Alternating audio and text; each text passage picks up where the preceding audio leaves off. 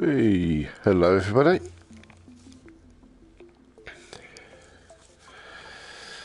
As I was doing the tutorials, I'd look at a couple of the little, what's it named? Trying to remember the things I found out earlier. Oh, that's interesting. You can make it look up and down. Yeah, I was doing tutorials and I'd look at a couple of the little things that people have created. So I thought I'd do a little bit more. I was going to just try and go into creation. I might do. But I'll probably end up having to go back to the tutorials, but let's have a look. So dream surfing. Oh, home space editor. Let's see what I can do here. Home space editor, a great place to start your creative journey. We're still working on this right now. In time, you'll be able to put things you've made here so it feels like your own.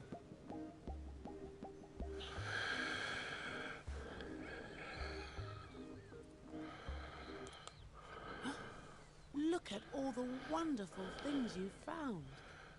There's lots more where these came from. And look at the things the folks at Media Molecule left for you in MM stuff.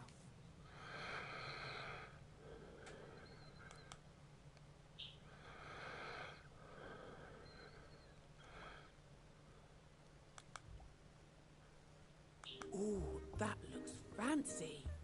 Where's nice for it to go?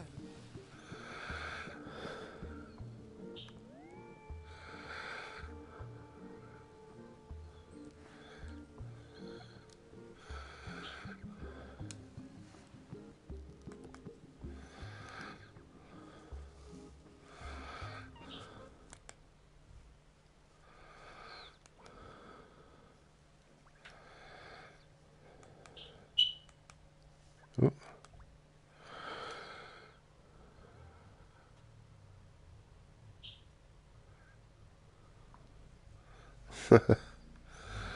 Oh, interesting.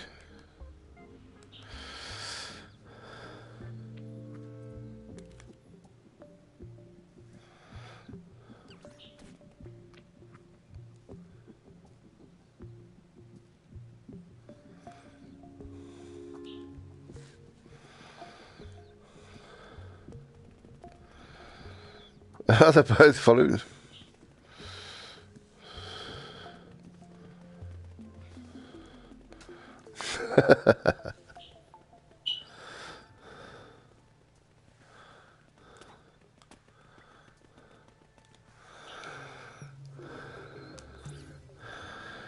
Right. What's the community jam?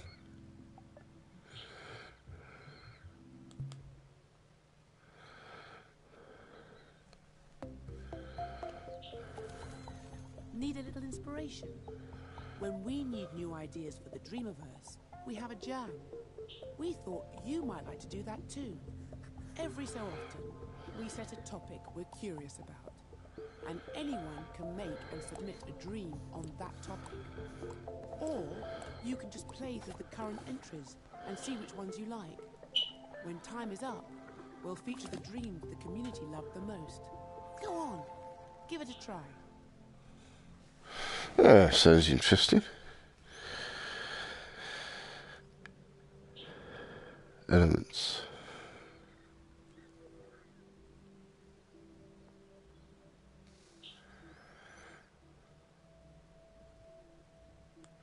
Go on, let's have a look at the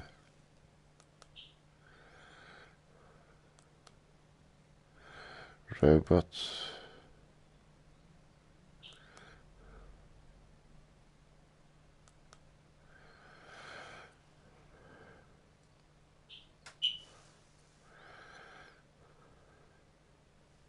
Go on, let's have a look at this one.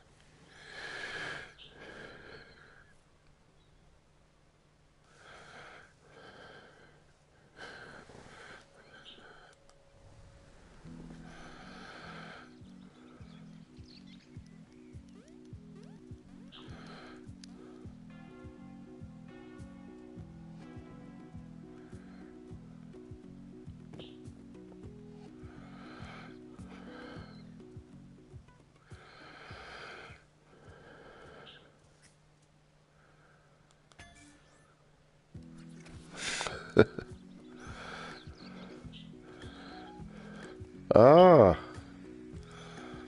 that's good.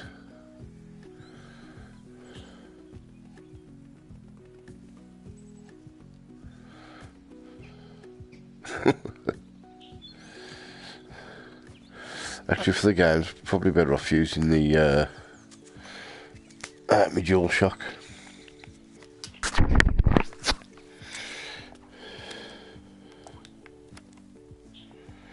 It won't work without friends.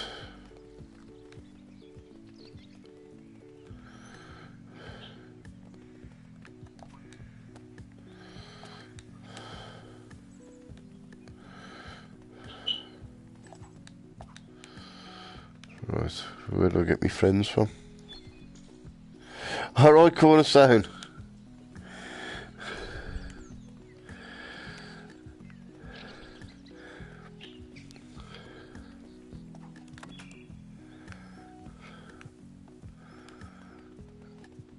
How do you get friends? Oh, maybe, no. Whee!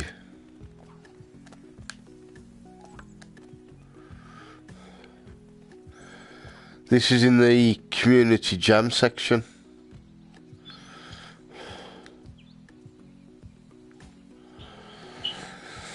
Yeah, I've been doing the... who's that? Been doing the tutorial with the moves. But with the games, playing them, it's easy with the DualShock.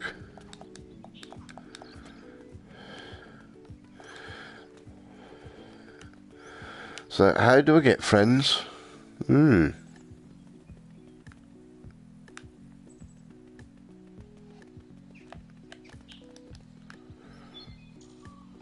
Oh, yeah. Same here, I just sort of just have a look, see what some of the other options are. No, obviously not meant to go that way.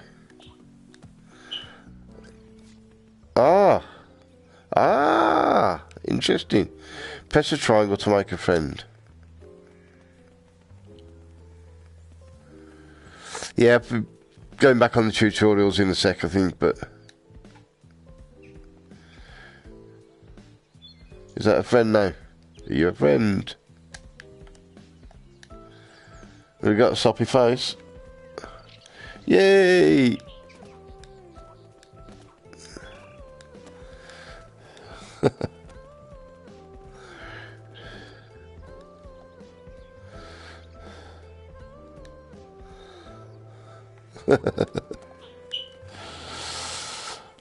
Yeah, I think you can... I think anything like this, you can sort of borrow bits and alter it to how you want.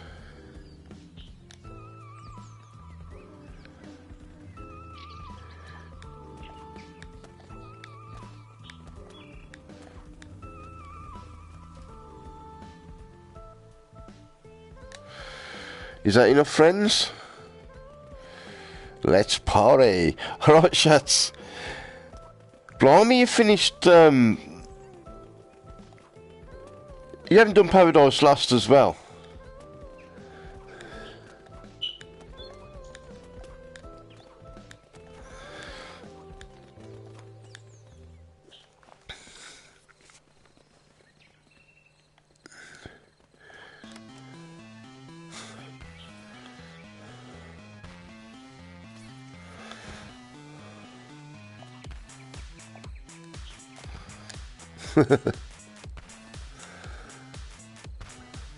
Well, come on then, party.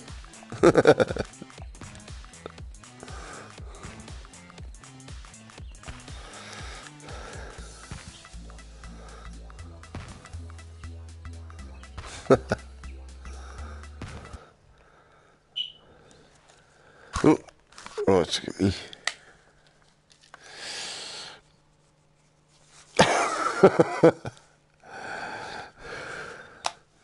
I will give that a thumbs up. I forgot me things in the right way around.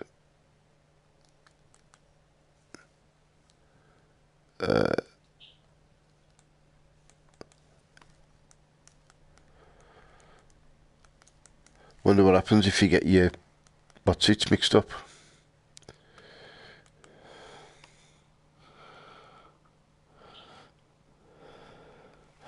Oh, Wicked, it's still available. Right. I'm just got to reset the...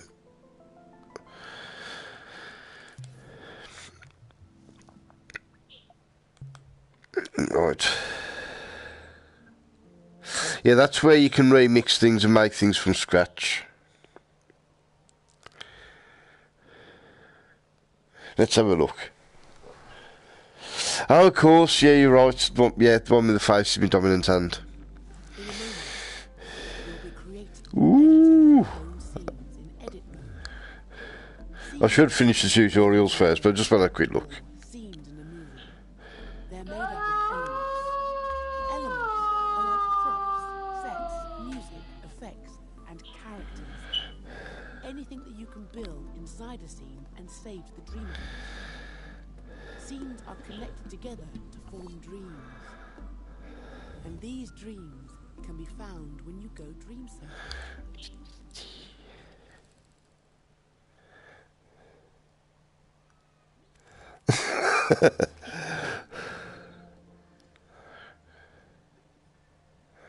Scenes, story scenes. So.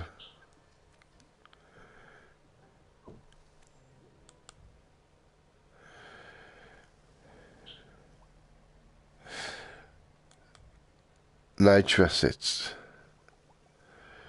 Ooh, let's have a look at the trees.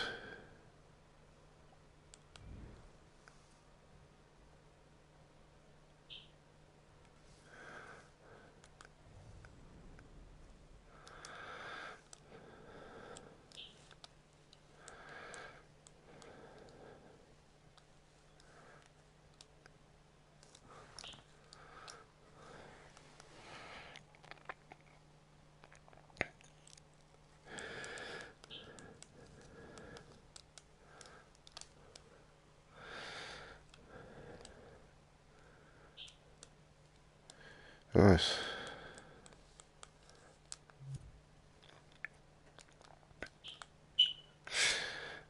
I think I need to get back to the tutorials. Oh, let's just have a bit look at a bit of rain.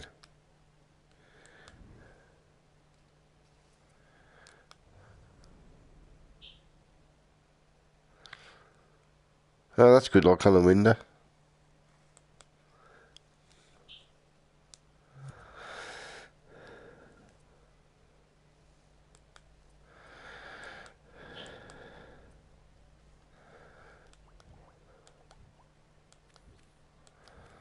Right, so Dreams Workshop, here we go. Right, so that's where I got to.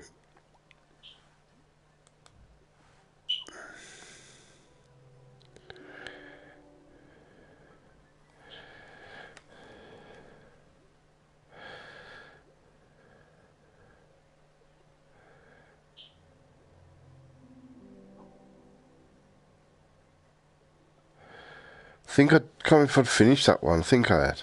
But he hasn't shown a tick, so maybe I hadn't done it all. Ah, I've done... There we go. Okay, we've almost made it to the door. Ah, but she needs to go across and up now.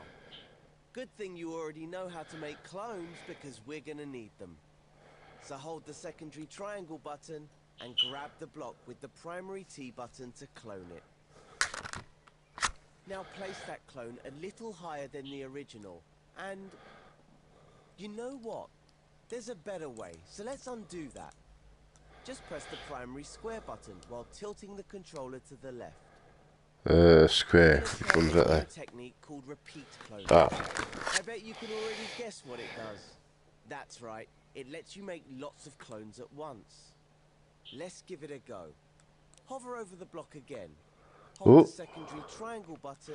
No, that's not what I wanted. With the primary T button. Release the triangle button once you've made the clone. And move the block up and along. Don't put Oh, that looks all very, what's it? This is where you become a cloning expert. Right, let me just delete that. Go of the first No. clone, press the primary triangle button to create a second one. And, you guessed it, another press will Ooh, create a third no. one. In Uh, fact, you can just keep pressing There you the go. primary triangle button to create more and more clones in a sequence. what am I doing wrong here? And if you make too many, Right. no problem. Just press the primary square button to remove any clones you don't want. As you can see, all the clones are spaced evenly. No, they're You not. can move the whole sequence by simply moving the clone that's on your Right, that's it. Right. Now place that clones because we're gonna need them. Yeah, I can do Hold the clones. secondary triangle button and grab the block with the primary T button to clone it. Now place that I clone keep forgetting me a little buttons. higher than the Triangle. original. And you know what? There's a better way, so let's undo that. Just press the primary square button while Am I? tilting the controller to the left. No, that's the right gap, Try isn't a it? new technique called repeat cloning. I bet Isn't you it? can already guess what it does. Oh, you're right, yeah. I'm supposed to be doing that one up there, you know. Give it a go. I can't remember how to move now. Oh, that was it. Hold the Was that it? secondary triangle button and gently Bloody hell, it was only an hour ago. T button. Release the triangle button once you've made the clone and move the block up and along. Don't put it down yet though. This is where you become a cloning expert. Without letting go of the first clone, press the primary triangle button to create a second one.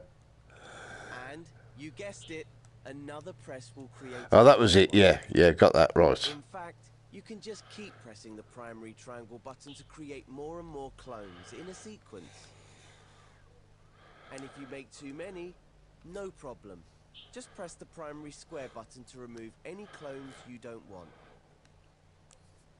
As you can see, all the clones are spaced evenly, and you can move the whole sequence by simply moving the clone that's on your imp. If you move the clone up, Don't know where that's you can coming off. create a staircase. And as always, put it down by releasing the primary T button. Once the clones are in place, they won't be in a sequence anymore. You'll have to edit each block individually. See the dotted line around them? That's a selection. When you put repeat clones down, they're always selected automatically. That means you can move them as a group. If you only want to move one block, you can deselect the group by pressing the primary circle button. If you want to find out more, there's a whole tutorial on selecting and grouping objects. Move on to the next step when you're ready.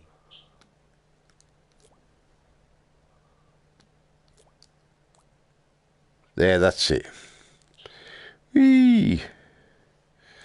Yeah. Sort of. Probably have to go through the tutorial about 5 times before I've Pretty good, but I have one more thing to show done you it. before you move on. Let's get rid of all the clones we've made. Tilt the primary controller left and press its square button a few times. You'll notice all the repeated clones are undone together.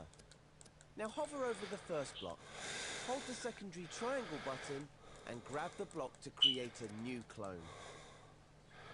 Remember to release the triangle button once you've made the clone, otherwise the next bit won't work.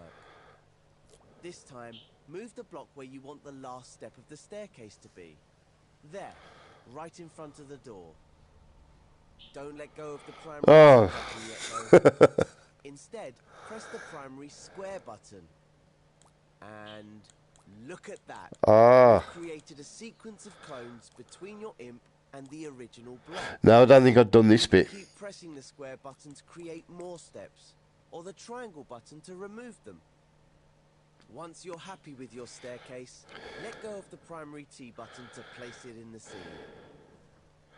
You Yeah, I can don't think I've done that bit. incredible shapes with repeat cloning, so feel free to experiment. Well, I hadn't done it right How you anyway. position the first clone will affect all the repeated clones.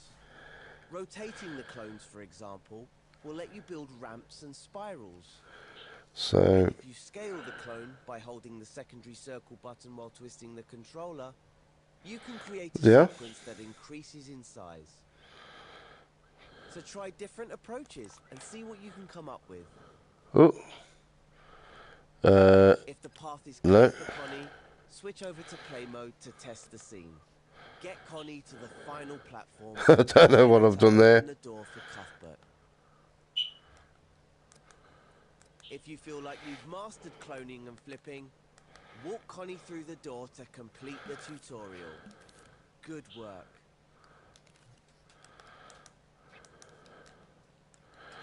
Well, yeah, it's not sculpt mode. Yeah, exit, that's what I want to do. Ah.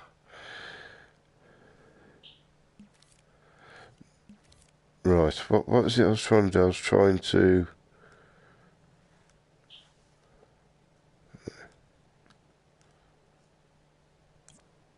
No.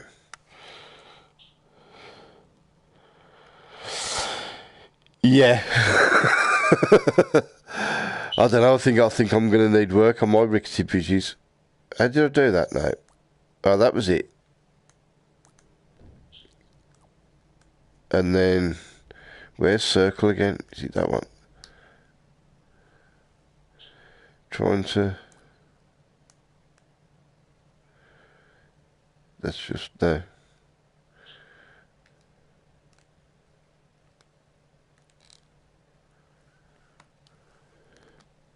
Oh, you twist by me. No, circle and twisting.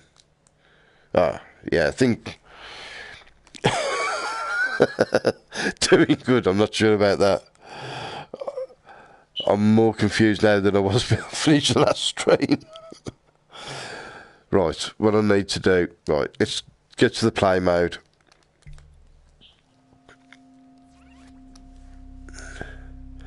There's me rickety bridge. Alright, old school.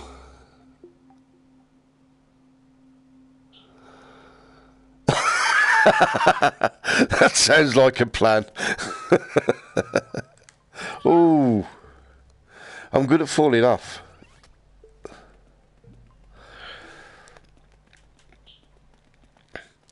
Well, I think I'm going to be on this... Probably on this till midnight.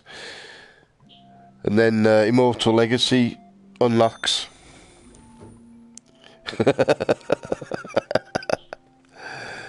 Whee!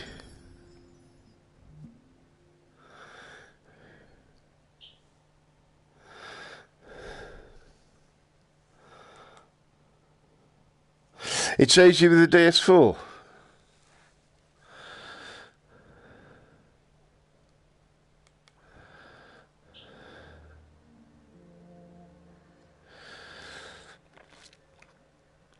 I might have to try the tutorial with the DS4 and just... Alright.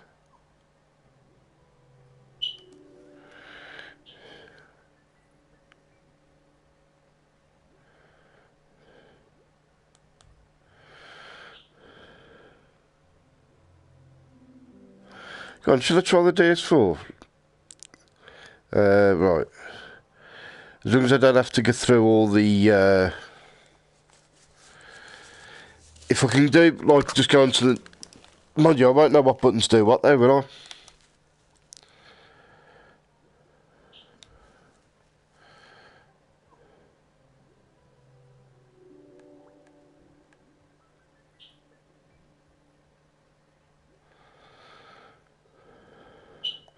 Well, let's just try that one I've just done. Now you know how to grab, rotate, and scale objects. It's time I showed you how No, I to do don't. everything. Cuthbert has managed to get himself stuck again. Luckily, I've set up this scene so that we can use the clone tool to rescue him. With this tool, you can make exact copies of anything in the scene. This makes it one of the most useful tools in a Dream Shaper's toolbox. Right. You'll also get a chance to practice with all the other tools that you've learned so far. If we get Connie off this platform, maybe she'll help us out. Let's use the clone tool on this one small block to create a bridge. Remember how we used the L1 button to modify how the grab cam and the left stick work? Well, it can also change how the grab button works. Hover over the floating block with your imp and hold L1. Now grab the block with R2. And remember that if you press it gently, you can move it more slowly. Alright. Now you have another block. That's because grabbing things while holding L1 creates a clone of that object. Once you've created the clone, you can release L1, but don't let go of R2 until you're ready to place it in the scene. When you've found the right spot, release R2 to put it down. You can treat a cloned object just like you would any other element. You can move it with R2 and rotate it with L2. And scale it up and down with the directional buttons. Alright, yeah, so that spins round. Anything you do to the block Ooh. can be undone with the left directional button. Oh, don't let me lose it. You can I did even that before and I lost everything. I couldn't find it. Let's do that next. Hover over it, hold L1, then press and hold R2. If I can find the block, I'll do that. You can use the clone tool to build a bridge Is between that it up there? two platforms. Or you can create floating blocks for Connie to jump on. Oh, there we go. All that matters is that she can get to the next platform, so make sure you test your work in play mode. When Connie can get across, go back to edit mode, rewind time with L3, and move on to the next step. So wait a minute. That. There we go. Ooh.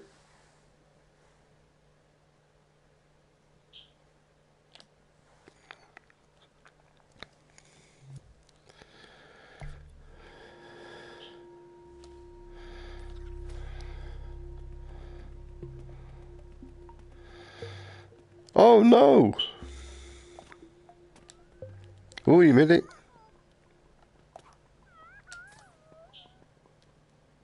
Getting Connie to that third platform looks easy enough.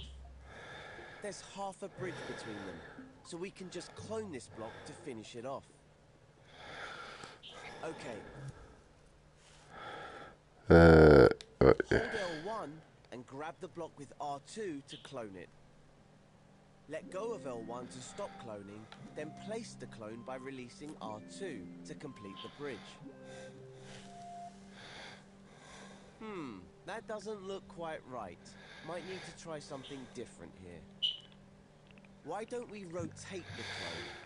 Hold R2 over it, then push the right stick sideways. Well, it's better, but now they don't match. Oh, no. We should probably undo everything with the left directional button and start again. This time, we'll make the arches match up by flipping the clone. Here's how you flip objects. First, hover over the arch and hold L1. Then gently grab the arch with R2 to create a clone. Remember, release L1 once you've made the clone. You have to release it or the next part won't work. So we've got me clone grabbed. Here comes the cool bit. While still holding the arch, click the L button and that'll do it. Yeah. to flip the arch horizontally. That's all there is to it. Now you try. Hold L1 and grab the arch with R2 to clone it. Release L1 and flip the arch horizontally by clicking L3. And don't forget, you can realign the clone while you're holding it by pressing the triangle button. Now, let's see what happens if you click R3. Nice! The arch is flipped vertically. There we go. Well. We should probably line it up with the first arch now, and release R2 to place it down. Ah, we probably should have flipped it back first. No problem. Wow. Grab it with R2, and flip it again with R3. Time to switch over to play mode and see how things are Right. working. Come on then. If Connie can get across the bridge to the third platform, you're ready to move on. Yay! But first return to edit mode and rewind time. Right, edit mode.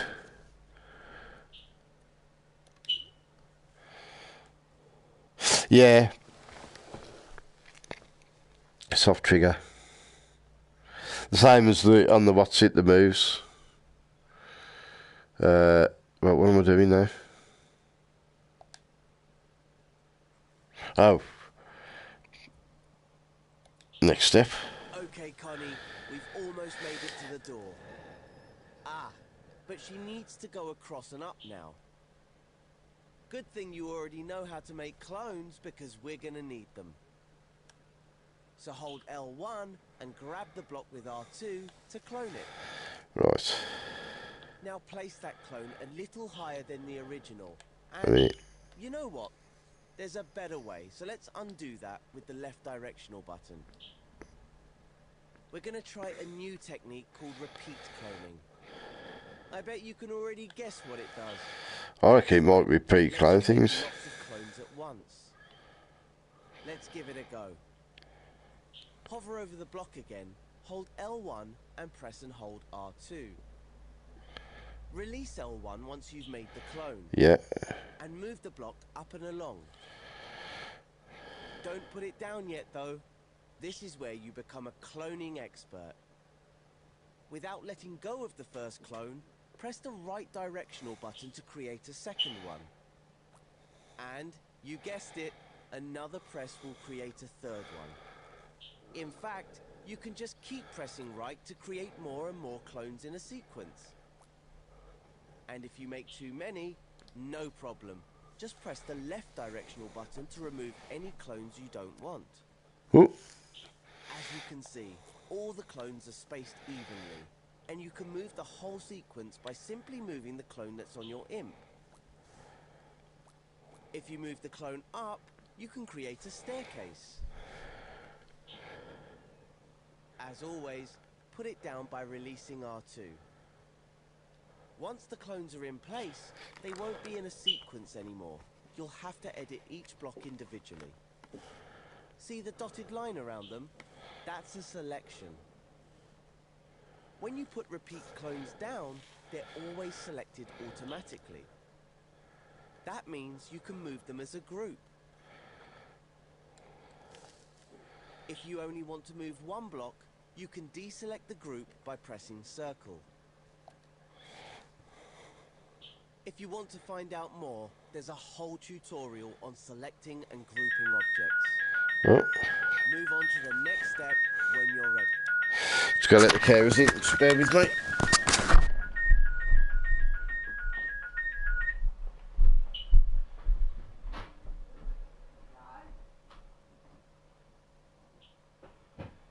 right. All right. Oh, very cool.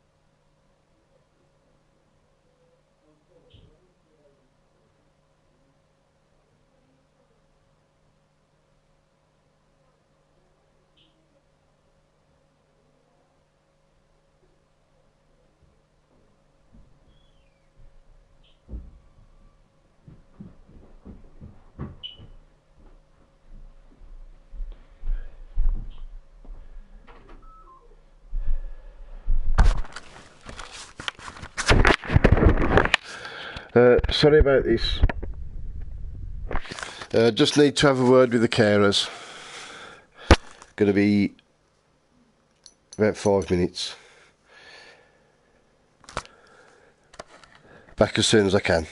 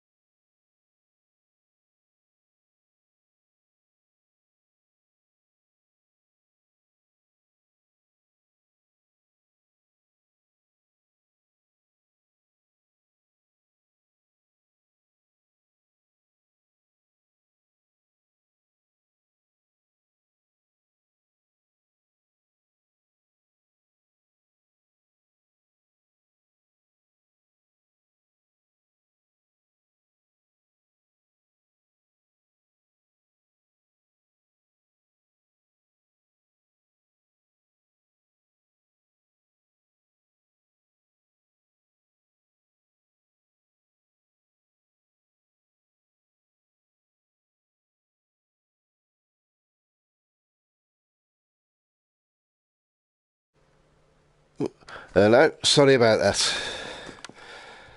Needed to speak to the carers.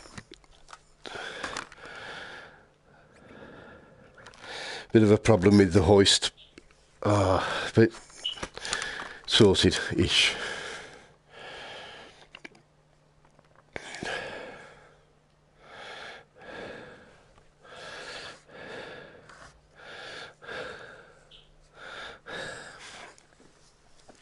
Yeah, right, have I got me?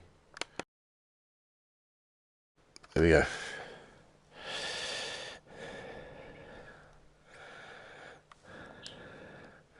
So yeah, many apologies.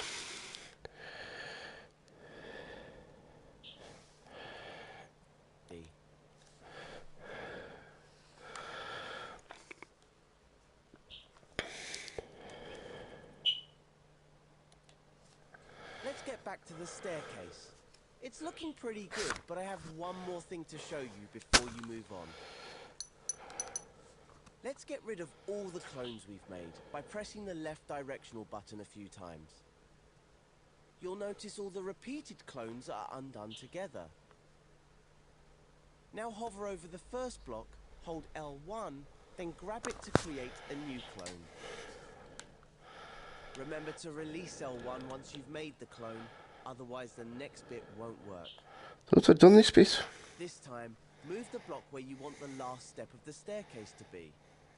There, right in front of the door. Oh yeah, another one should, yeah. Instead, press the left directional button and look at that. You've created a sequence of clones between your imp Wait a and minute. the original block. You can keep pressing left to create more steps or right to remove them. Once you're happy with your staircase, There we go, let yeah. go of R2 to place it in the scene. Oh, right. You can create incredible shapes with repeat cloning, so feel free to experiment. How you position the first clone will affect all the repeated clones. Rotating the clones, for example, will let you build ramps and spirals. And if you scale the clone with the up button, you can create a sequence that increases in size. So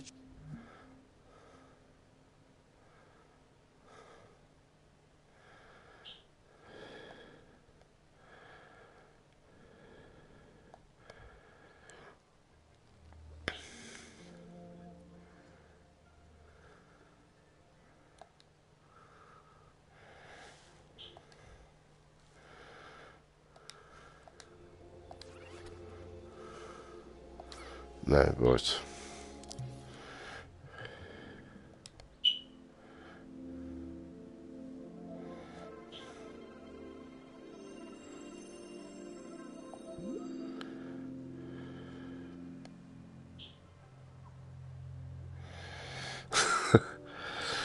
That's the thing. I think it's going to be very.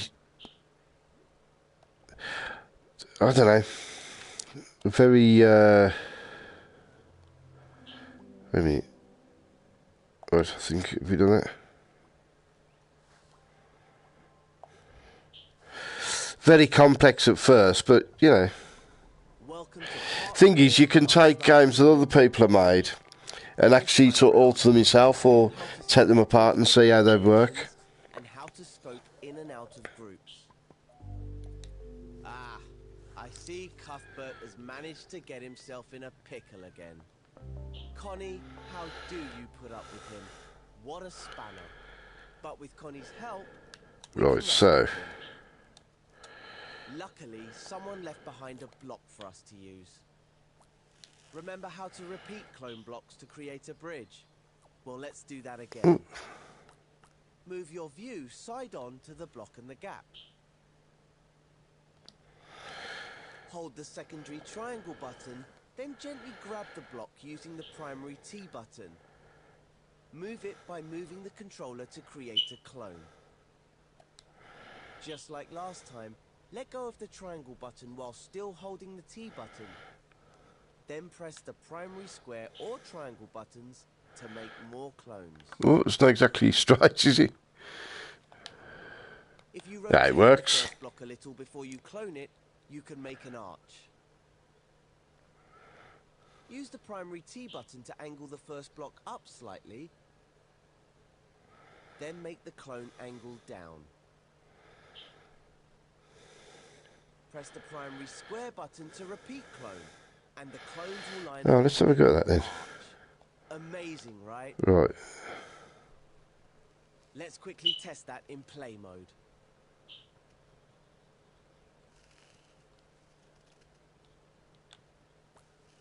Looks great. Switch back to edit mode, rewind time, and go to the next step of the tutorial.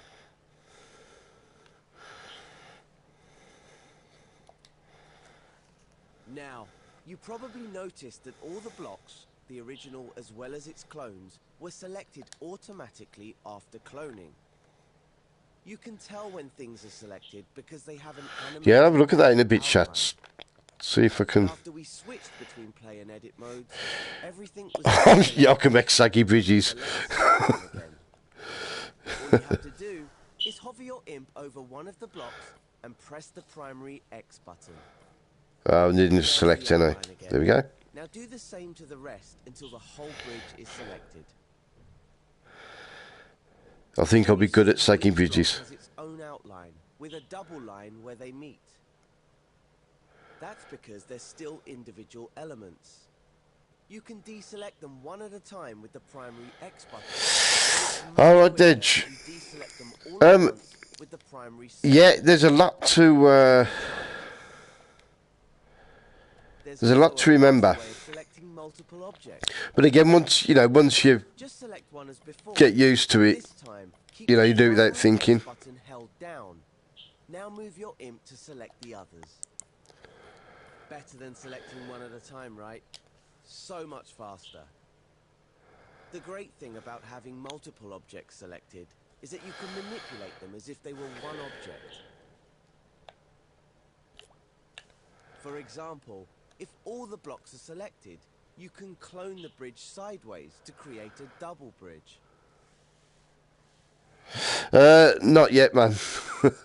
Plenty of room for Connie to cross it. could have a bit of a mess actually.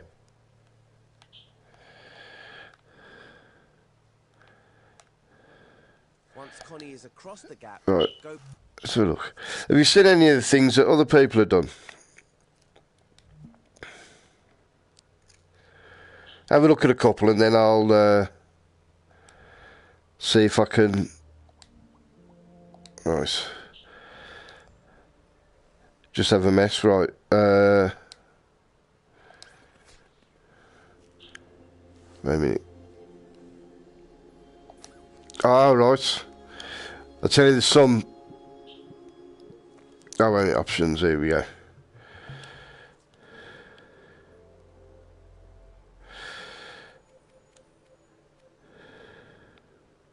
RPG completed. Let's have a look then.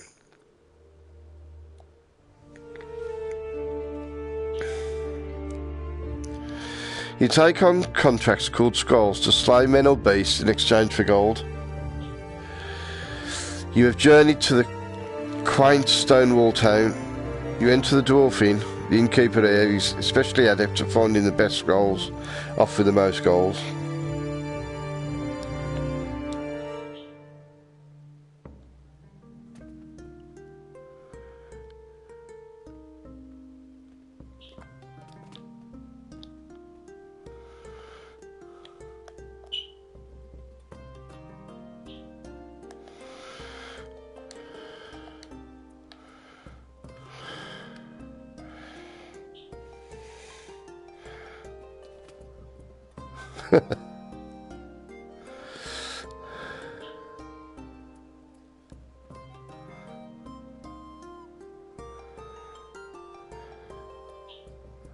Well, there's an assassin. The fat one.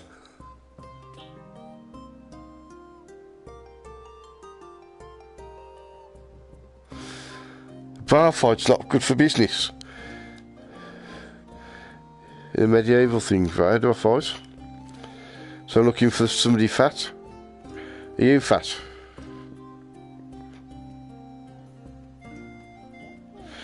I'll take it, that's him then. I'll fill the assassin's drink with something deadly.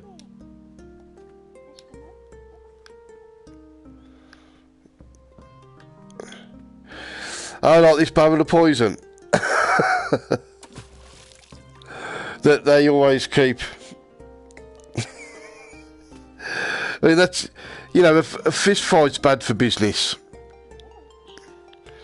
But having a barrel of poison on the side, that's perfectly alright.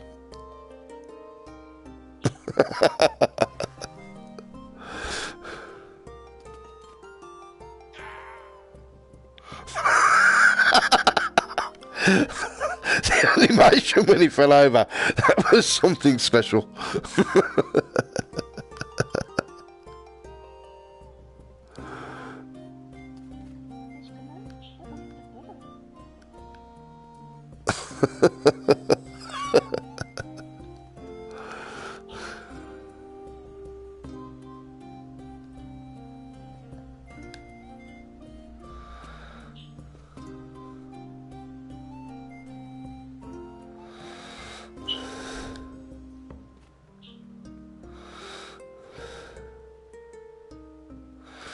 Right.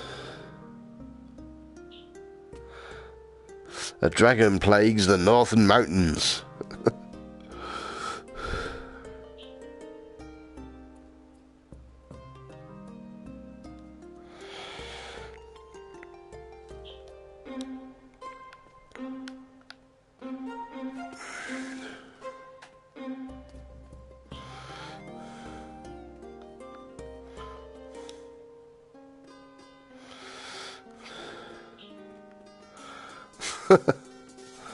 To be fair, this is...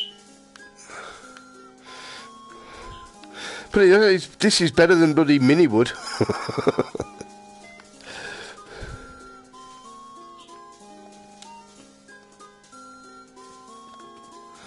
How did I run? Is that that one? Yeah.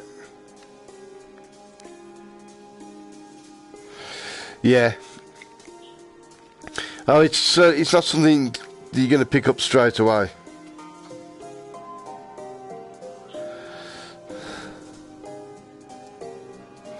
They even got a snowman.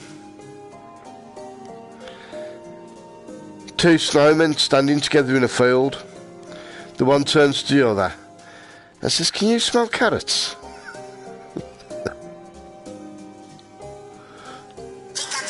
Oh. Just bear with me.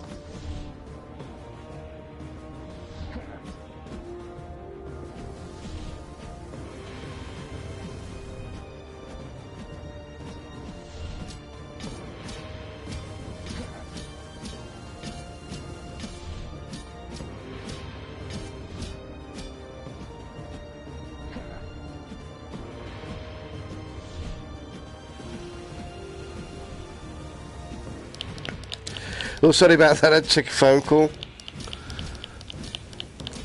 I should be... Oh, and I've killed the dragon. Yeah, Skyrim, it looks... But it's amazing, you know, that somebody's done... Oh, shit, better get out of the fire. It's amazing what somebody's made.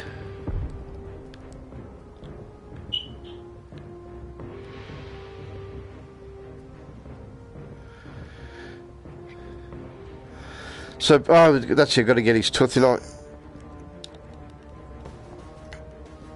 Alright, Van. Yeah, this is Dreams. This is like one of the little games. So, presumably, I'll take it back to the... just having a look at a couple of little ones that other people have done.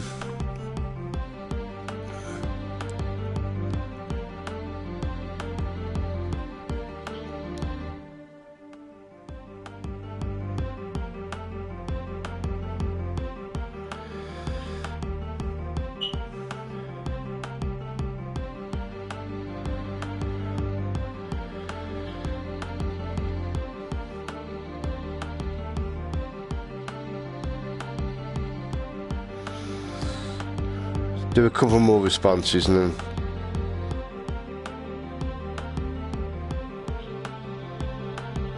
Oh, I knew we'd get in. Right, let's have a look at a couple of others. But I'll put a thumbs up. That was good, that was. Right. How do I... Oh, here we go. So these are a few of the ones that have been done.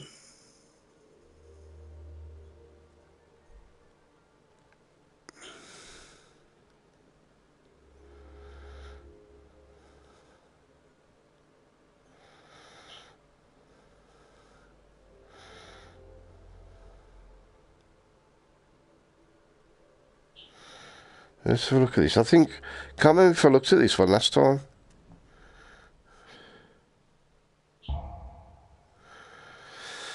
Proof of concept, early test demo for a possible future project. And subject to change vastly in terms of visual gameplay, collaborators, etc. in future.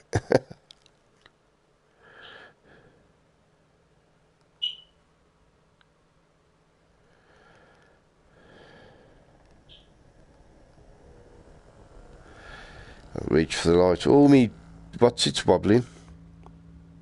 Me dual shock.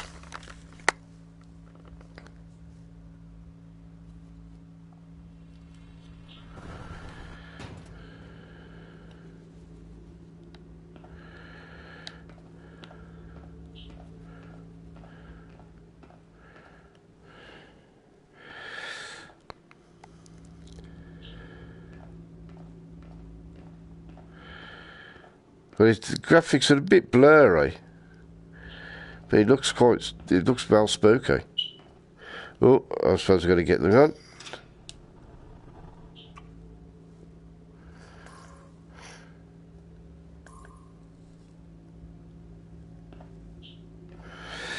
Yeah, it'd be amazing when the VR comes out in it. I press R1 to use flashlight. Oh, there we go.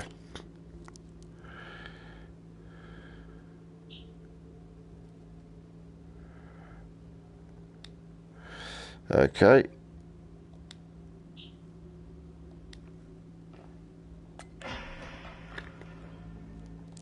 Now I don't know whether when the VR part comes out, whether you can play everything that's been created in VR, or whether you can just make things in VR, if you know what I mean. So like this, because somebody's created it 2D, will it change it to a VR game? No, it's not limited time because it's just early access. It's just a limited number they released. So, you know, I think you can still get it, but once they reach a certain number, you won't be able to buy it till it comes out, the full version, and that's going to be like another £20-25 or something. So you save money by getting the early access, and also gives you time to, you know, get acquainted with it before, you know, the full version comes out.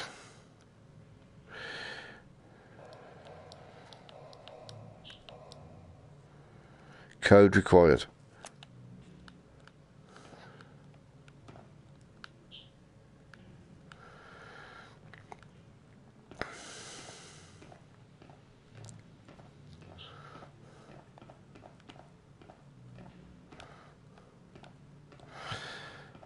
I mean, this looks really good. If I'd done this, I'd be well happy.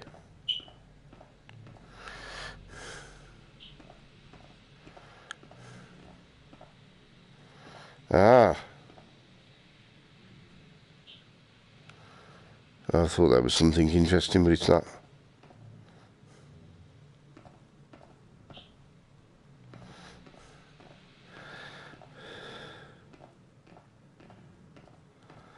So I don't know where the code is.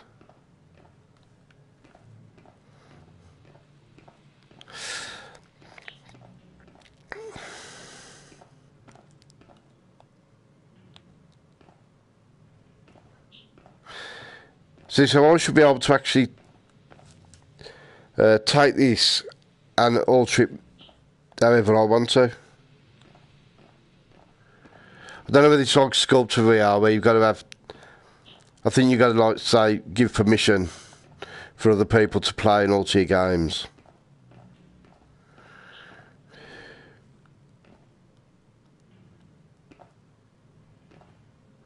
Ah.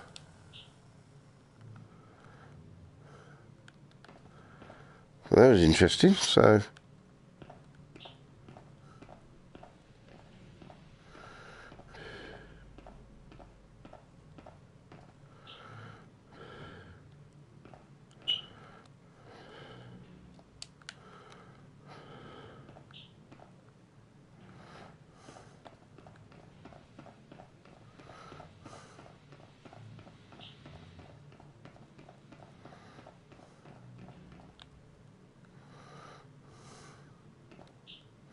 Still need a code.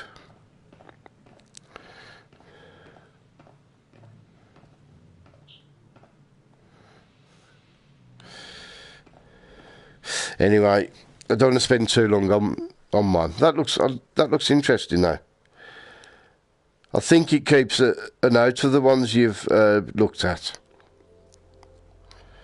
So I might have another butchers at that.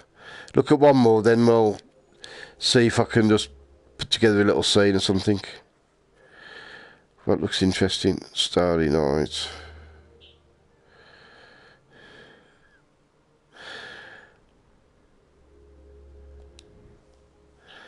Ah, I used to have a game like this called Battling Gladiators with little spinning top things.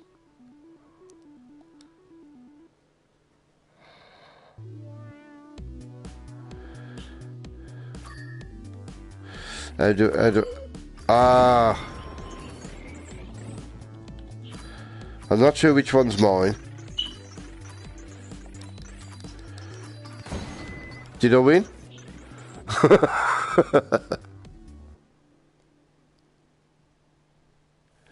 Oh yeah.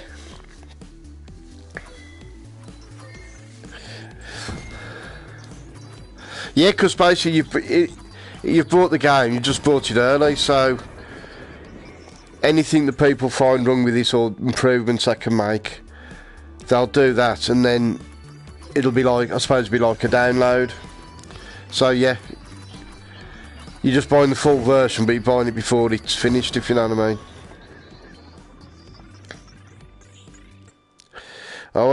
Oh, increase spin with X. That's why I couldn't move anything. I think I was. I think my one's got off first every time. Right. Let's see if I can work out which one I am. Yeah, I'm the blue one. There we go. No wonder I couldn't do anything. I was dead.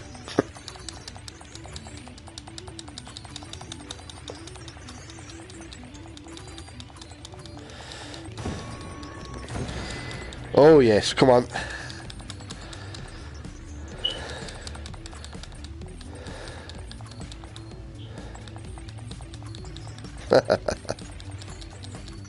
Oh, nearly.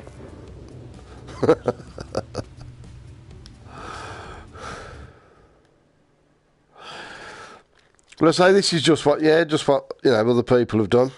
I think they did this in the, well, it must have been in the beta version, because you couldn't have done this that quickly. Yeah, they haven't done that just today. Right then, dream shaping, that's it. Browse and create. Right then. Story scene.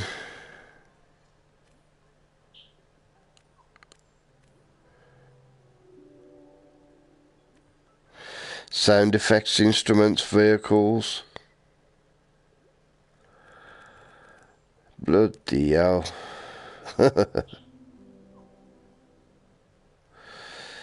Right.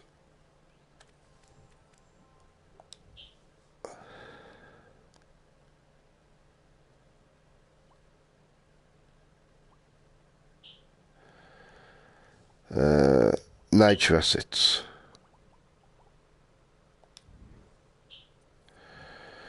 Remix. Oh, I see, this is where you can change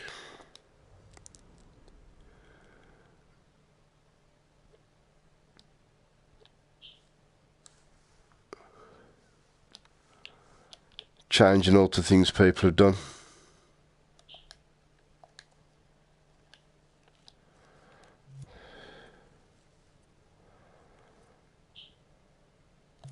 Oh, wait a minute. So if I go to...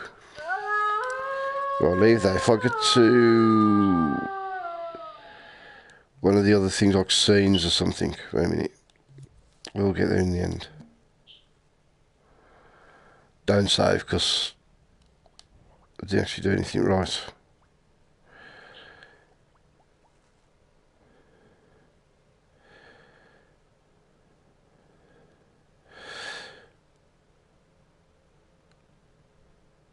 Right, so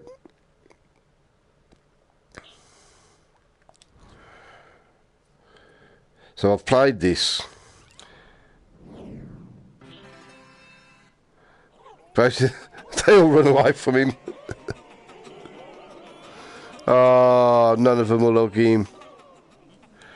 So I should be able to. Oh, how do I go into edit mode? No.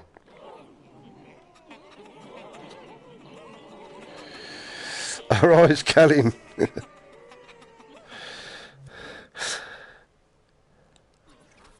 I think I need to go back to the tutorials, you know. I want to just try and make something, but I'm not sure what I'm doing.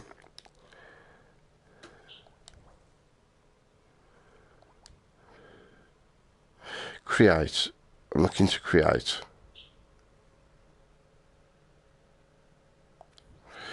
Never actually did. Should I have gone into?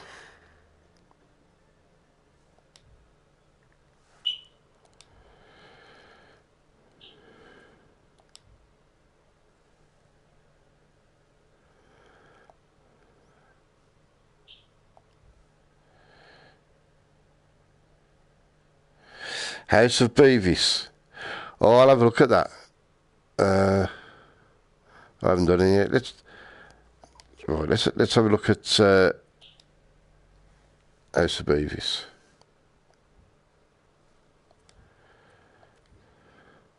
So I'd need to get to... Wait a minute. Dream surfing.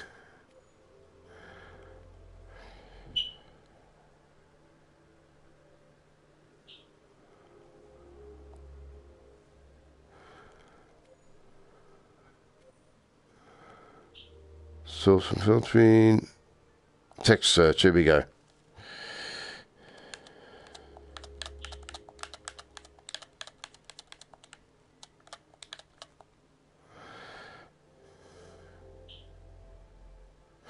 Yeah, I think, yeah, it's definitely need to, right.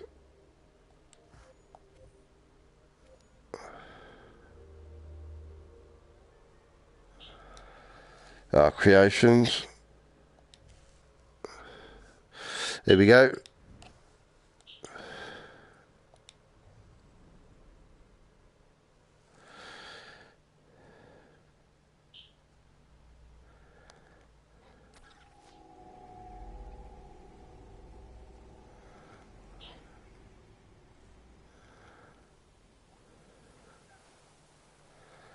No worries, man. That is wicked. Honey, you've got a big storm coming.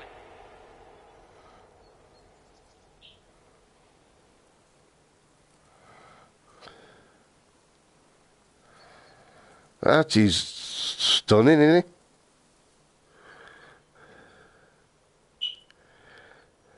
That's what I mean. Yeah, this is what somebody's done from the beta version. And that was only out a few weeks or something, wasn't it? It's not been out that long. What are they going to manage? What are they going to manage to do once they've had this for a while? When the full version comes out? Please enjoy your visit. Because those statues are scary.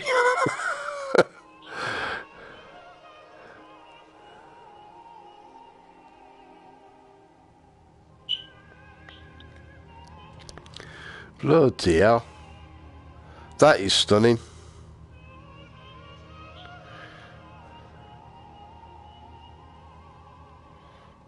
Well, exactly. Somebody like Jimmy will just... It'll be amazing what, you know, what he'll be able to create.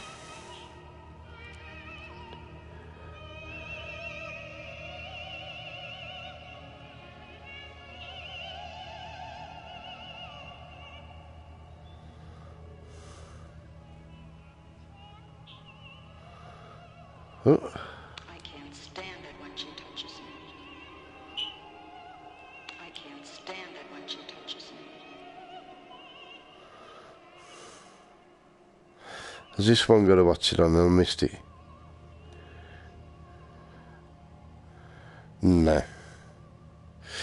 Oh, yeah. Well, that's what I'm wondering.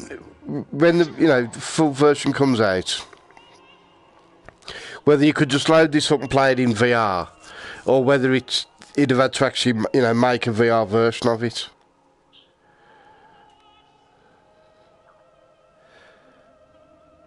If it'll just convert anything anybody's made into VR, this will be absolutely stunning.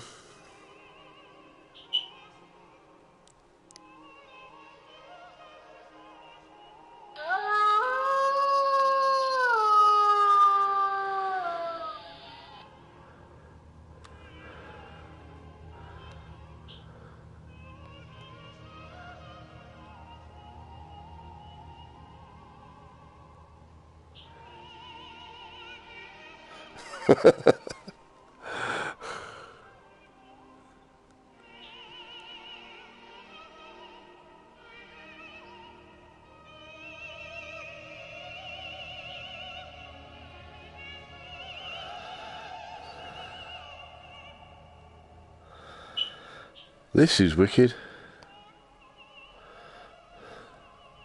I want him, and I know you can't keep him forever.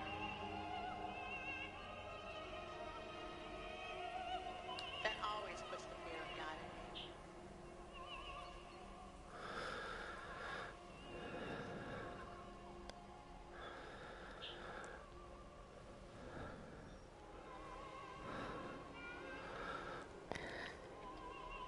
Oh, I could do something with that coastline.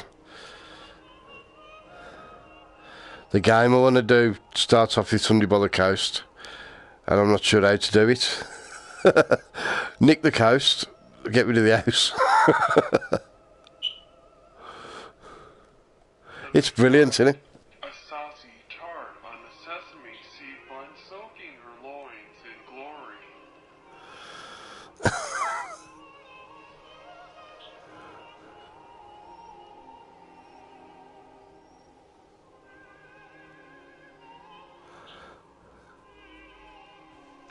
the Sandman because he likes to put people to sleep.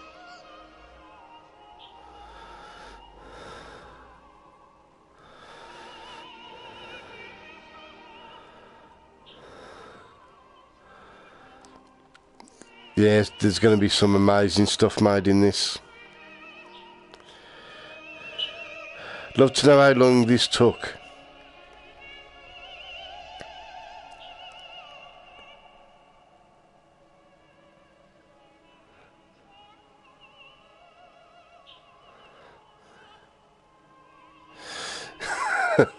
It was, wasn't it? It put me off burgers, though. I fancied a burger for me too, but I think I'll change my mind. Was that a filet of fish?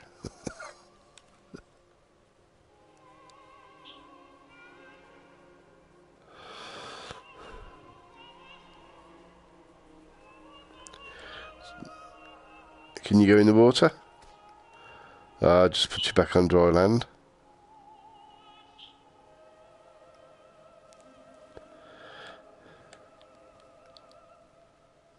I know what you're thinking. Who cares what color shoes she's wearing? But believe me, women notice.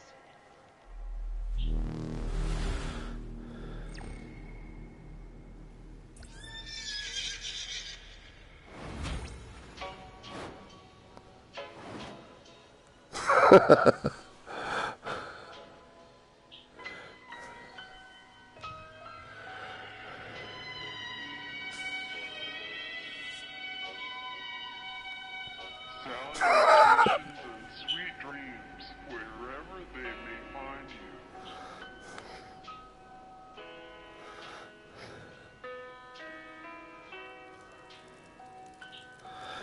That was, yeah.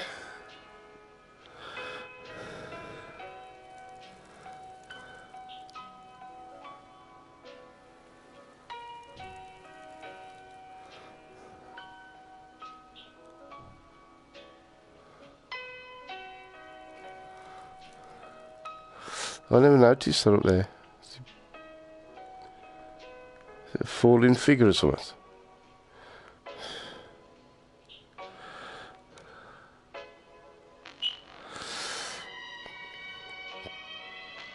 Very good. Oh, let's have a quick look upstairs.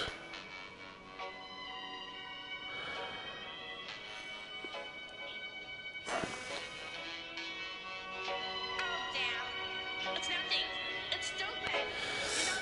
You know those black Then I'll have a butcher's. Bloody, I'm sure he lives next door.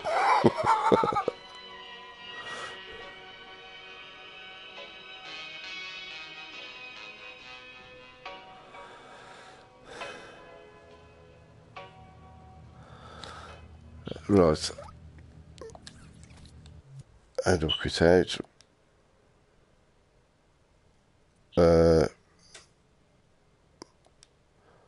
There we go, another thumb up. Details. You're a deluded housewife grappling with the life's decisions lost in the museum.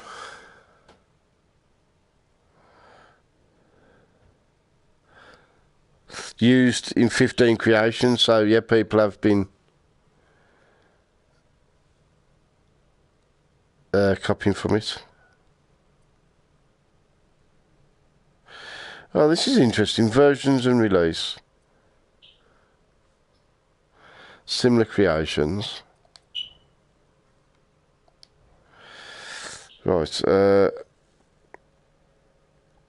right, Humpty Dumpty.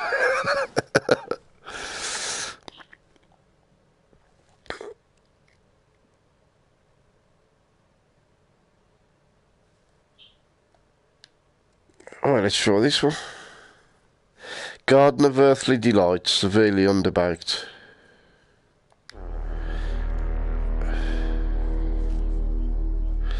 So, there you go. So you're possessed. This is obviously a like an early version of something. I suppose you'd flesh the figure out. Whee!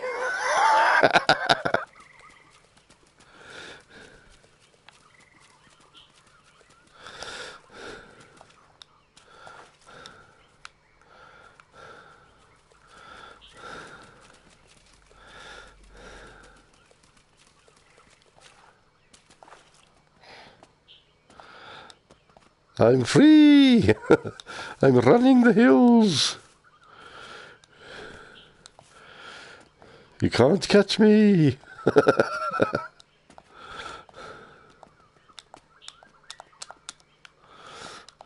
Can you get up there? Oh.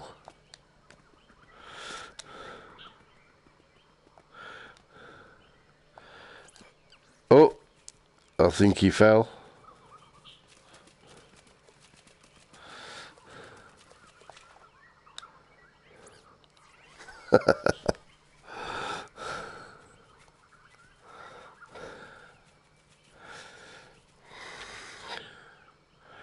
But I mean, I love the art style on the grass and the trees.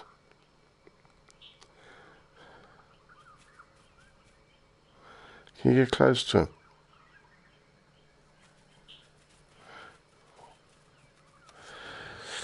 I mean, especially when you're moving, you know, that looks really good.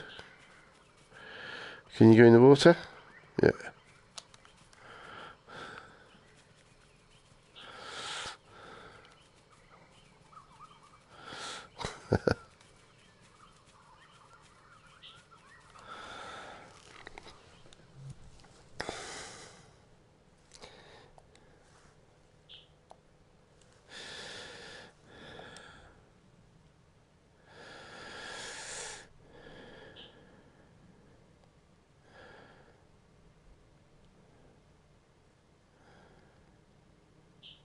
Ah, that must be the...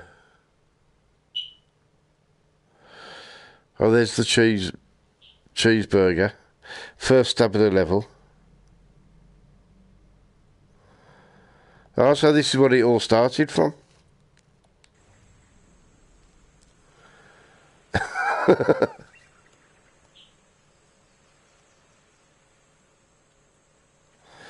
Ah, find the cheeseburger.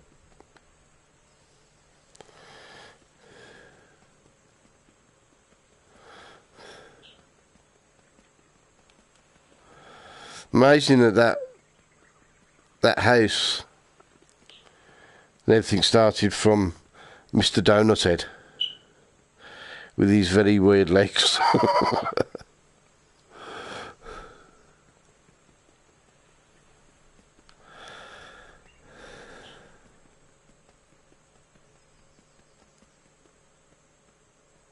Oh shit. Can he jump? Yes.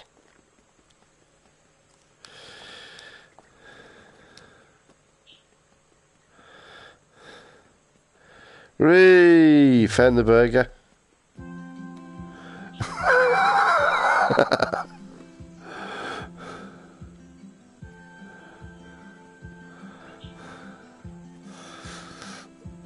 Yeah, I think I'll have KFC. Ooh. But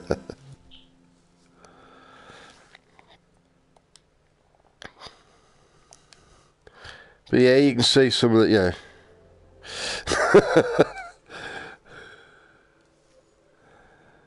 Yeah, some amazing stuff.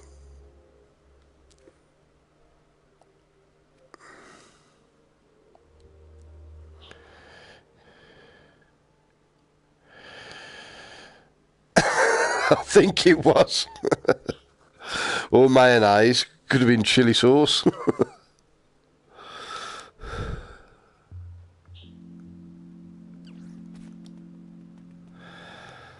Yeah, I can't remember why I've got two things in my home room. Right. So let's carry on with the tutorial. I think it's one you definitely need to... This is your aura. Ah! Your creativity grows and evolves. McNightmares. You can become a specialist at one aspect of dreams, or dabble in every area as you like. It can also help others find you, so you can combine your talents and make something amazing together. It'd be great to collaborate with somebody on this.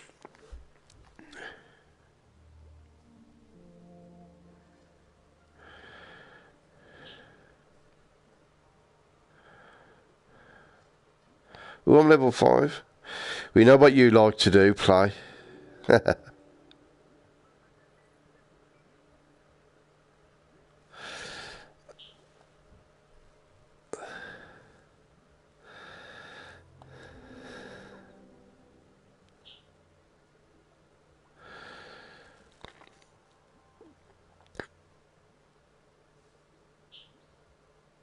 Oh yeah, we start doing logic now. Oh, this should be interesting.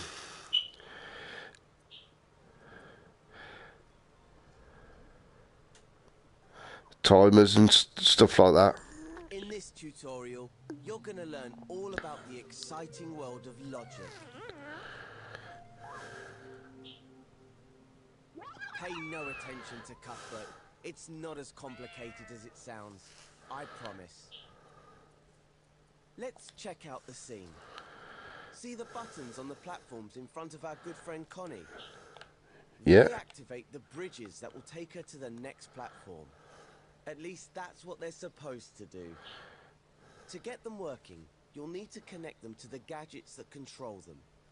You can't see gadgets when you're in play mode, but they let you do all sorts of useful things in edit mode. You can tell gadgets apart by their color and icons. Green gadgets are sensors and inputs. This one is what we call a trigger zone. It's one of the more versatile gadgets. It can trigger other gadgets when it detects something in the scene. Like in this case, Connie standing on the button. Hi, Connie. If you select the gadget with X, you'll be able to see its detection zone. That's it, right there above the button. Oh yeah. Press the circle button to deselect the trigger zone, and let's look at the next gadget. Red gadgets are movers and outputs, meaning they make things happen in the scene. This particular gadget is a rotator, and it's connected to the first bridge. So, yeah. R3 to start time, and let's see what it does. Well, So yes, that's you're connected to locked that. now by the looks of it. That's because the rotator is switched off. You can tell because the gadget is dim at the moment. But if we connect these two gadgets together, we can turn the rotator on using the trigger zone. In the next step, I'll show you how. Ah. Starting to get to the meat and bones of it now.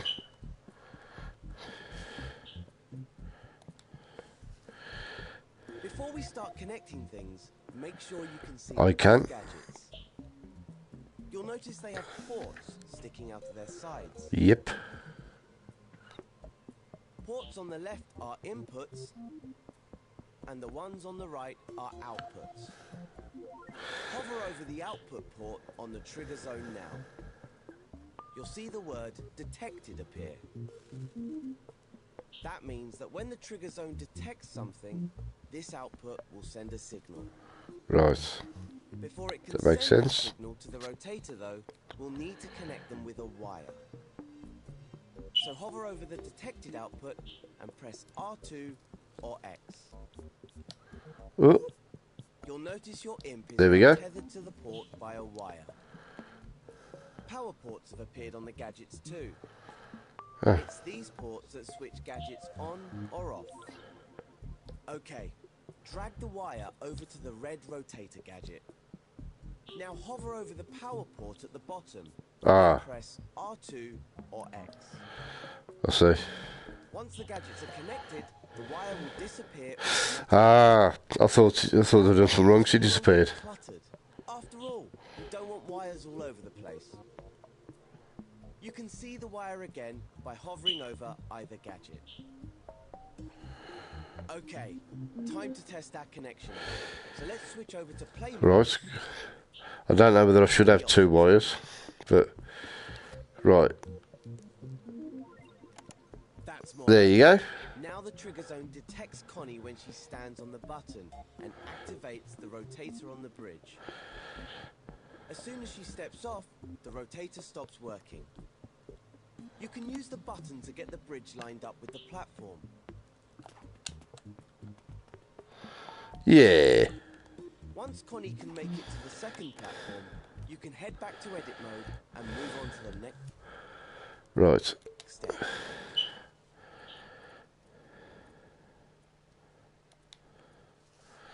Now that we've connected the rotator, let's take a look at the second platform.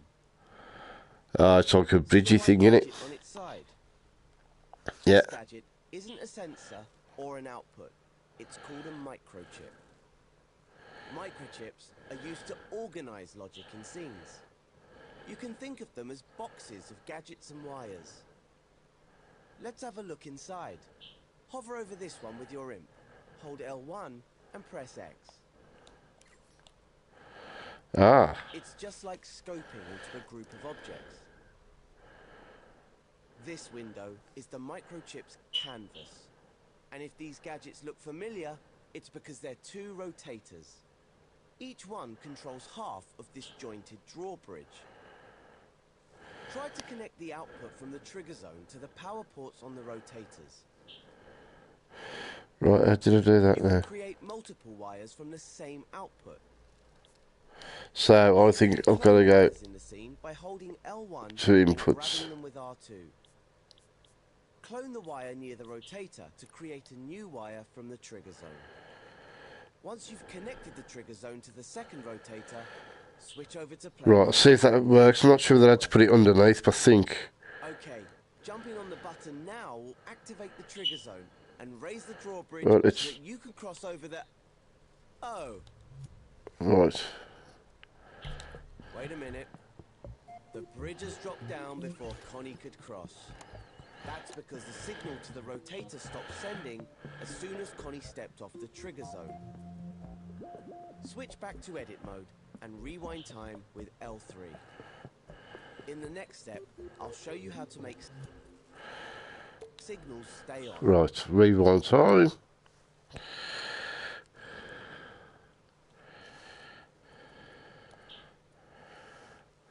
If we want the bridge to stay up, we'll need to add a gadget between the trigger zone and the rotator to keep it activated. We can do this with a counter. So let's go into the assembly menu. Press square to open it if it's closed.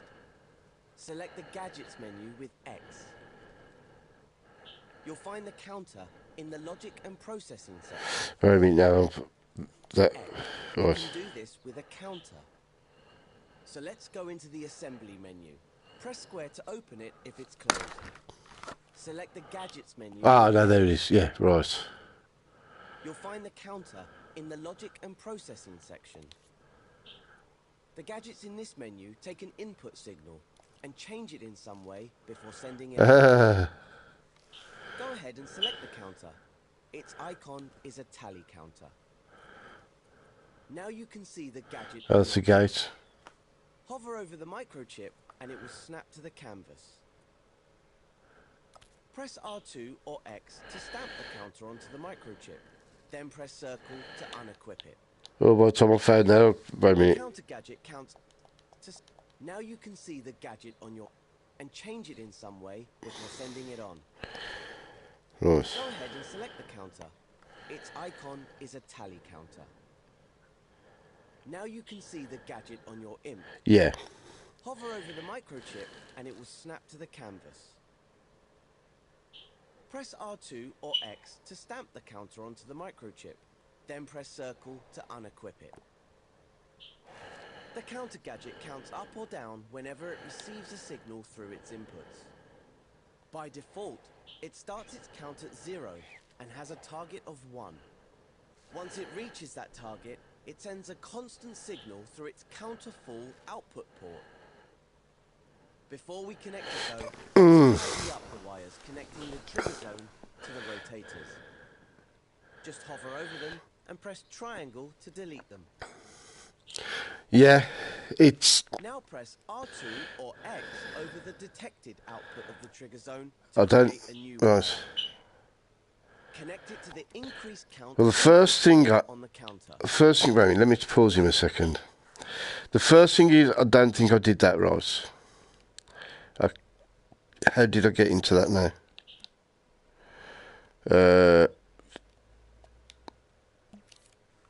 No.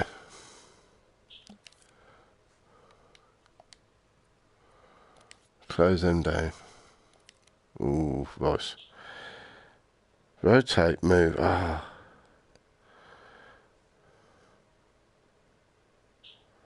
Select. What did I use? No. Oh shit, I deleted it. Yeah, right.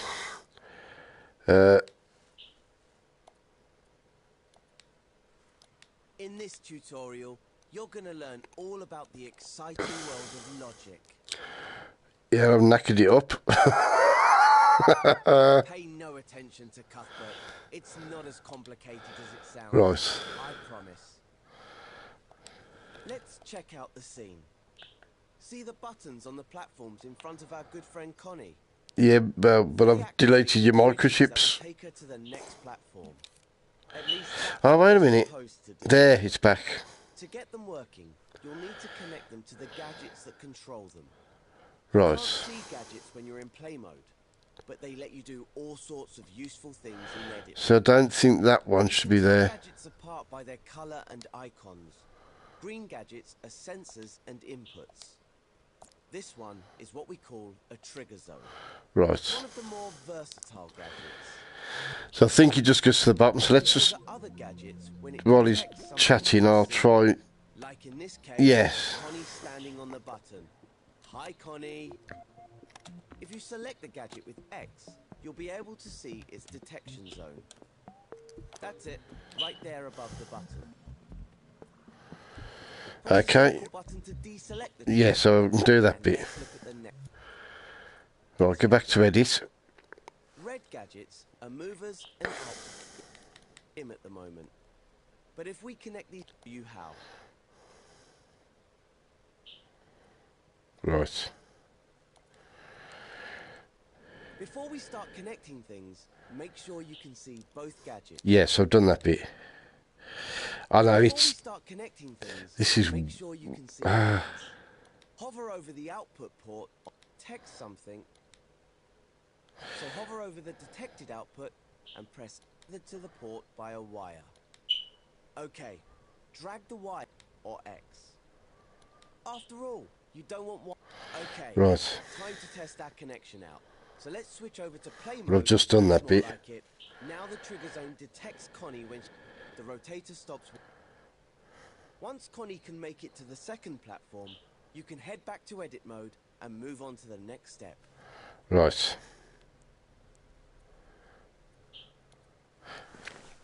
Now that we've connected the rotator, let's take a look at the second platform. Yeah, now this is a bridgy thing. The white gadget on its side. I can't remember how I got into that. This gadget I know I is need a that sensor counter. or an output. It's called a microchip. Microchips are used to organize logic in scenes. You can think of them as boxes of gadgets and wires. Let's have a look inside. Hover over this one with your imp. Hold L1 and press X. Ah, that's it. L1. There we go. This window is the That's what I think I've done wrong. I think these. And if these gadgets look familiar, it's because they're two rotators. Each one controls half of These need to go to the bottom. Try to connect the output from the trigger zone to the power ports on the rotators. You can create multiple wires from the same output. Or you can clone wires in the scene by holding L1, then grabbing them with R2. Come on. Clone the wire near the rotator to create a new wire from the trigger zone. Once you've connected the trigger zone to the second rotator, switch over to play mode and make sure it's all working. Okay, jumping on the button now. Whoa. Just hold on a minute, mate. I'm having slight problems there. There we go. Ah, you bugger. Right, so I think that should work now. So if I go to play mode,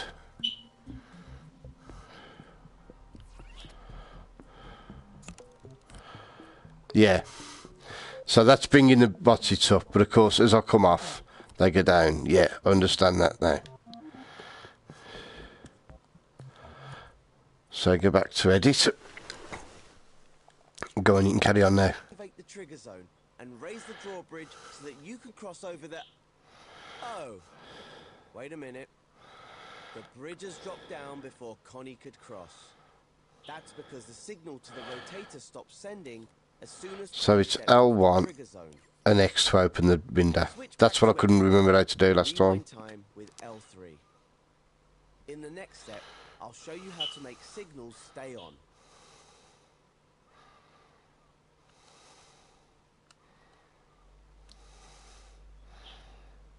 Right. If we want the bridge to stay up, we'll need to add a gadget between the trigger zone and the rotator to keep it activated. Right. We can do this with a counter. So let's go into the assembly menu. Press square to open it if it's closed. Select the gadgets menu. There we go. You'll find the counter in the logic and processing section. The gadgets in this menu take an input signal and change it in some way before sending it on. Go ahead and select the counter. Yeah. Its icon is a tally counter. I think I got that now. Now you can see the gadget on your imp. Hover over the microchip and it will snap to the canvas. Press R2 or X to stamp the counter onto the microchip. Then press circle to unequip it. What was that? To stamp the counter onto the microchip. Then press circle to unequip it. The counter gadget counts up or down whenever it receives a signal through its inputs. By default, it starts its count at 0 and has a target of 1. Once it reaches that target, it sends a constant signal through its counter full output port. Before we connect it though, let's tidy up the wires connecting the trigger zone to the rotators. You think driving games are going to be more simple? To delete them. Now press R2 or X over the detected output of the trigger zone to create a new wire. Right, so let me just, I'm going to move this. No, wait. Move that more in the middle. Right, so X. Oh, but has it got to get plus or minus? Plus, I'd imagine, you actually want to increase the count.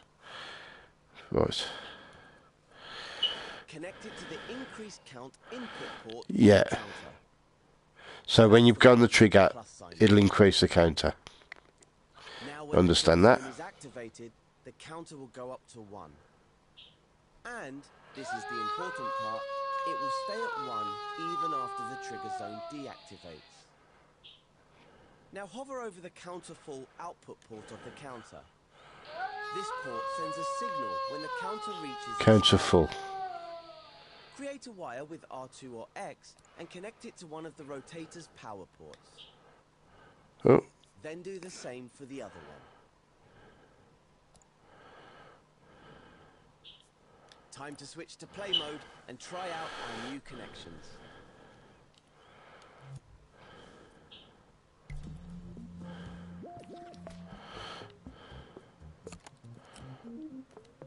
Yee. When you're happy everything's working as it should, return to edit mode and move on to the next step.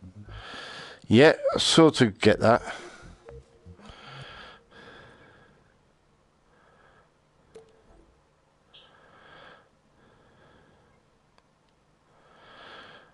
The only thing that, well, I suppose I'll tell you later how you have the counter so something happens after 50 times, somebody's pressed it or whatever.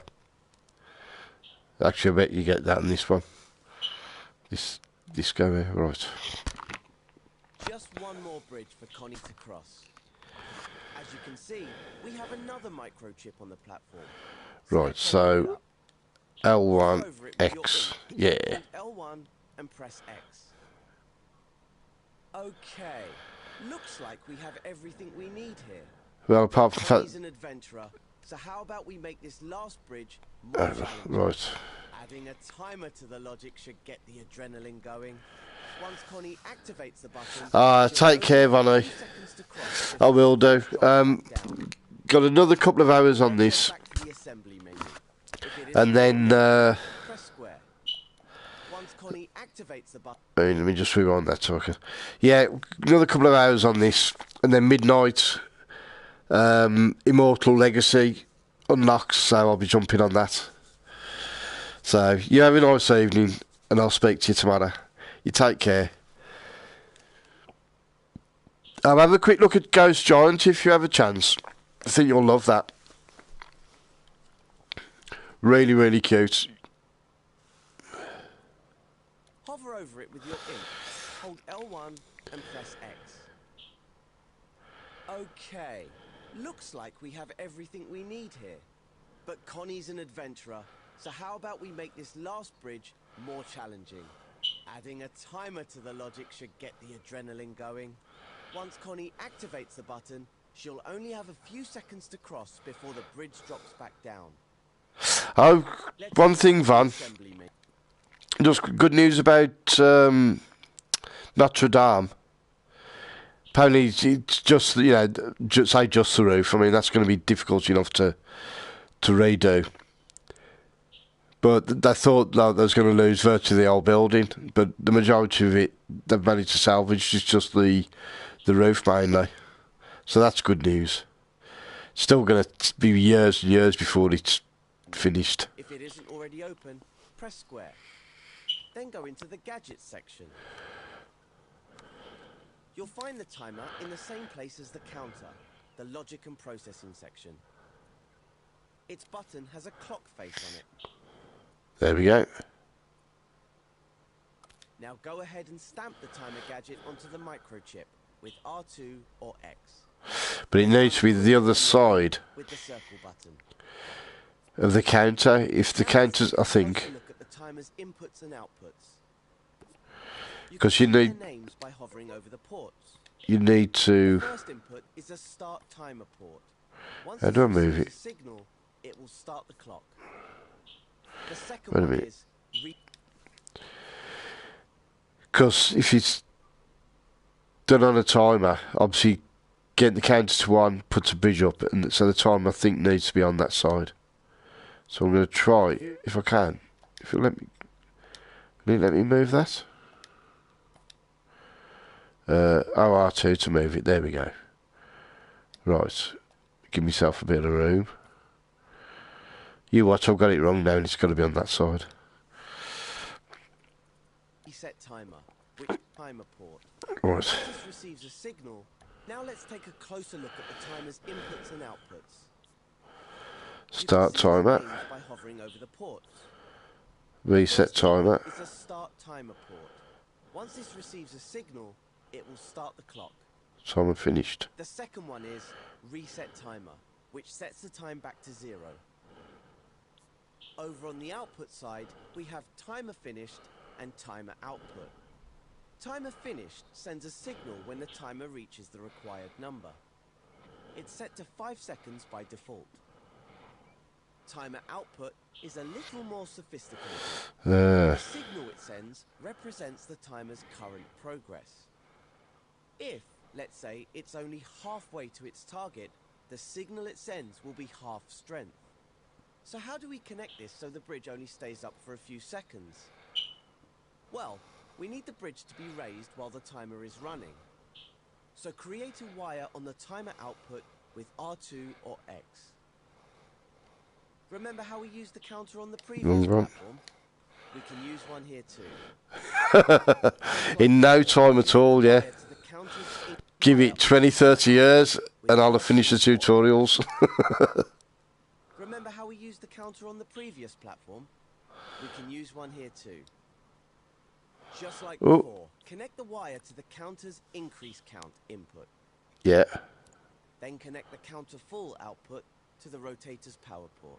Oh, I've got it wrong. You dick. Right. There's me being clever. Got it the wrong way bloody round. Right. Delete that, right.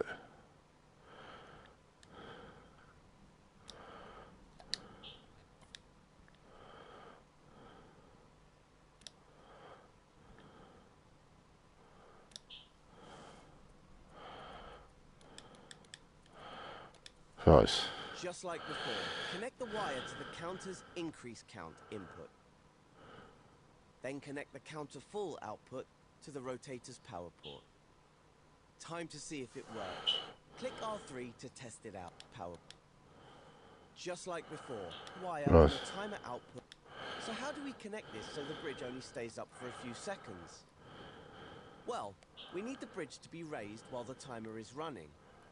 So create a wire on the timer output with R2 or X. Remember how we used the counter on the previous platform? Right. Use one here too. Just like before. Then the connect counter wire to the full. counter's increase count input. Presumably get to the power. Then connect the counter full output to the rotator Yeah. power port. Time to see if it works. Click R3 to test But I it. need that to the start timer, don't I? Since the timer isn't connected to a trigger yet, the clock starts ticking as soon as we play the scene. Right, wait a minute. So. Oh yeah, come up straight away.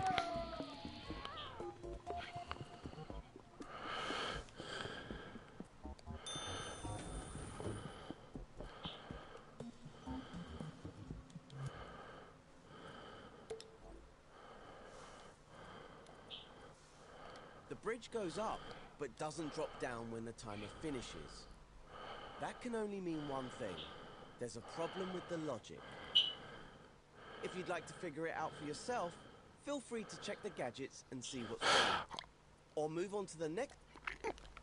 It's what I said, I think. I think I was right. It's got to be the other way around.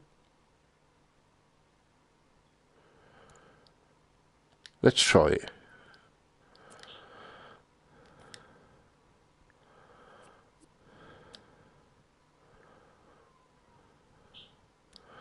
So, if I'm right... Oh, whoa, let's zoom in a bit. Right.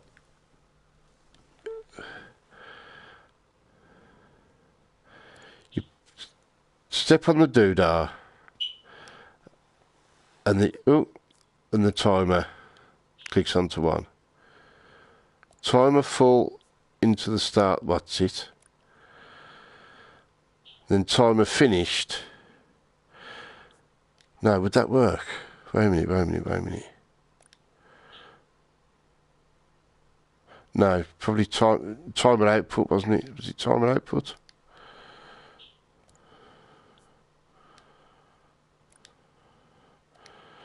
Possibly. Let's try that. And I've probably messed it up, and we'll see in the next. What's it? Oh, I need to rewind.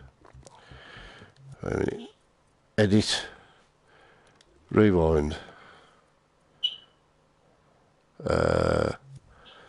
Play.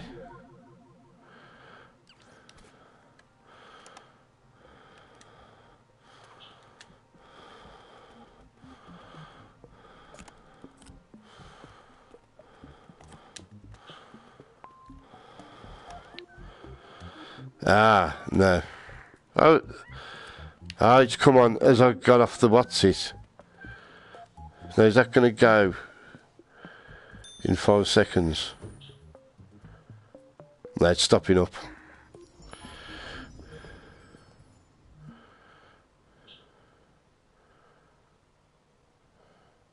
Oh shit, no, I hadn't finished that. I shouldn't have gone in the lift, should I? Rolex.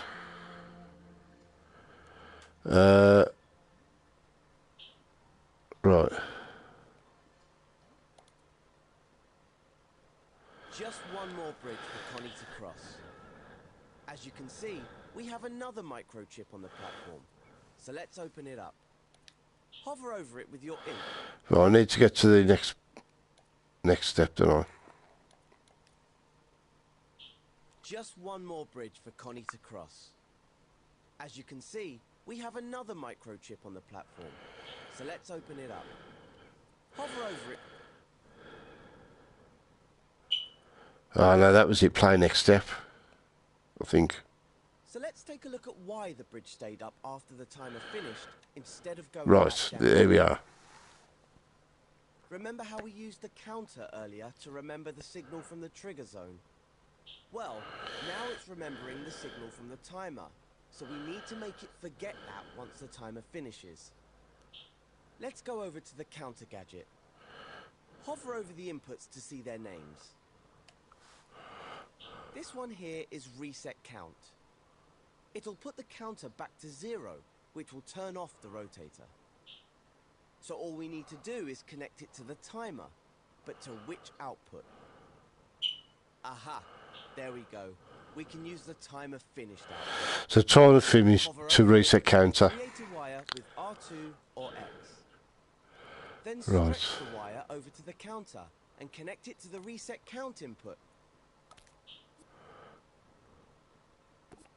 But we also need to reset the timer, otherwise the logic will only work once. So let's get another wire from the timer finished output and connect this one to the reset timer input. You'll recognize it by the rewind symbol on it. Right, wait a minute. Have left to do.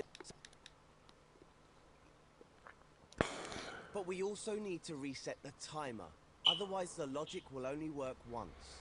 Right. So let's get another wire from the timer finished output and Now I need to go back to... create a wire with R2 or X. Connect it to the timer. This one here is reset count. Right. It'll put the counter back to 0, which will turn off the rotator. So all we need to do is connect it to the timer, but to... Timer finished. Aha, there we go. We can use the timer finished output. So does that. And create a wire with R2 or X. Then stretch the wire over to the counter and connect it to the reset count input. But we also need to reset the timer, otherwise the logic will only work once. So let's get another wire from the timer finished output and connect this one to the reset timer input. You'll recognize it by the rewind symbol on it. All we've left to do is to connect the trigger zone to the start timer port so Connie can activate it. Oh. And then this is counter full. Connections. So before we test it out, let's go over the logic we've made. Right. First, Connie activates the trigger zone, which sends a signal to start the timer. Yeah, I got that. Once the clock starts running, the timer output becomes active. Yeah. This tells the counter to count up. That then turns on the rotator and raises the bridge. Yeah. Now this is where the really clever stuff kicks in. After 5 seconds, the timer finishes its count, which activates the timer finished output. This in turn resets the counter to 0, cutting the signal to the rotators and lowering the bridge. And let's not forget, it also resets the timer, so the logic could be triggered again if Connie didn't cross the bridge the first time. Isn't logic exhilarating? Sort of get that. Take your time digesting all this. Logic is easier to read if you route your wires neatly. Grab wires with X to change their paths. Well, let's just try that. Play. Right.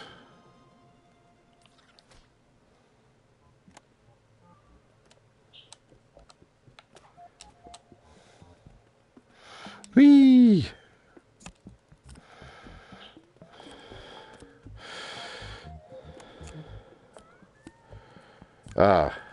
Oh, there we go. 1, 2, 3, 4, 5.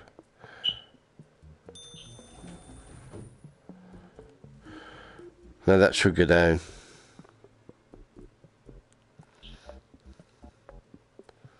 Why is he not going down? Go down.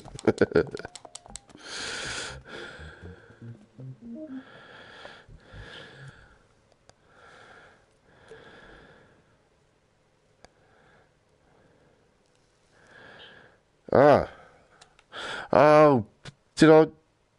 You dick, I did the wrong bloody one, that's why. I did all that to the wrong sodding thing. Right, so that's going to the counter. No, this is the wrong way around now, isn't it? Yeah. Right.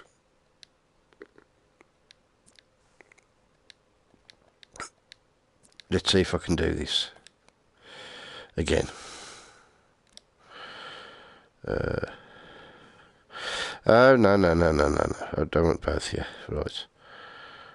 Ooh, you go there. Right, so. Nah, get off. I'm trying it. There we go. So, press the trigger and you start the timer. Timer finished to... Oh, wait a minute. Timer output to increase count.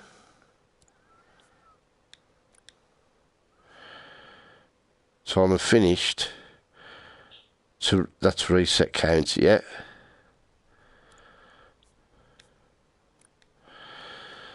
And then I need timer finished, resets, timer, I think, counter full. There we go. I think that could possibly, maybe, work.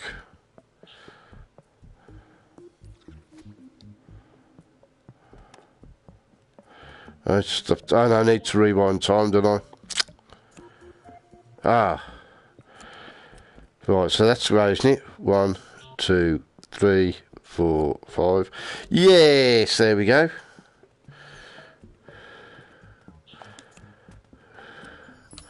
Ha!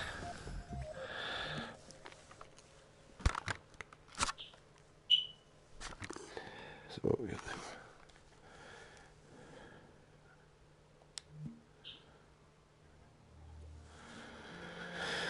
Whew. Right.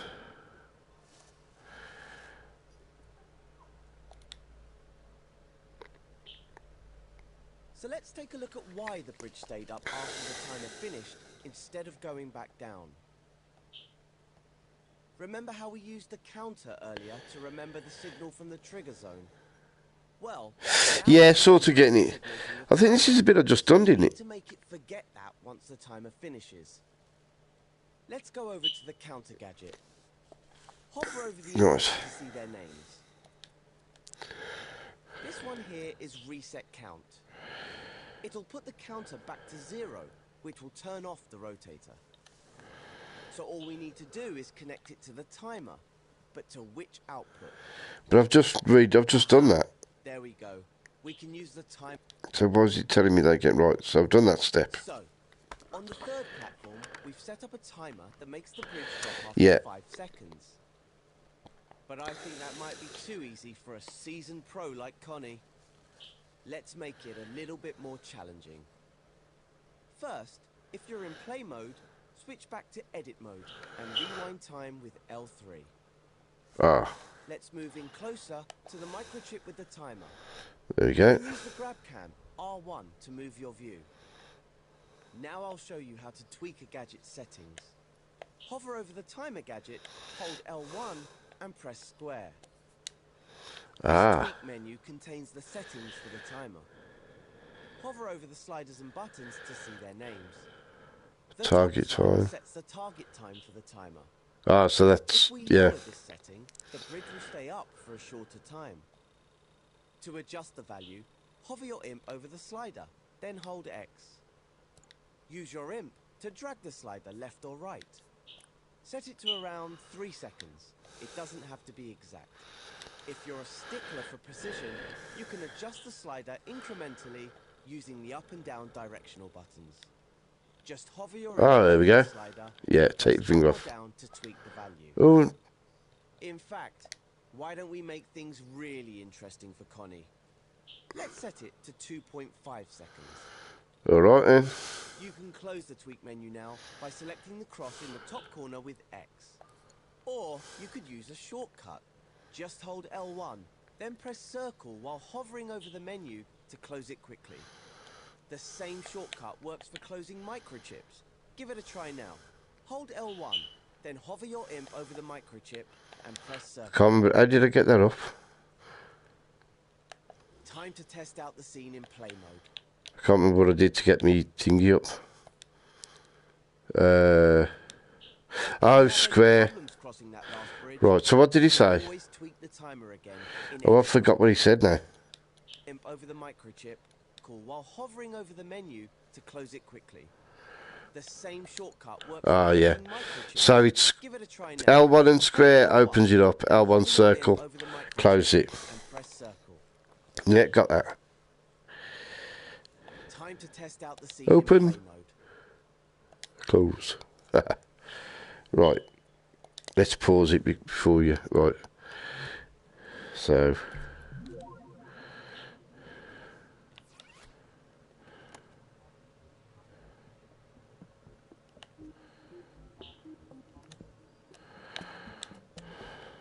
Oh.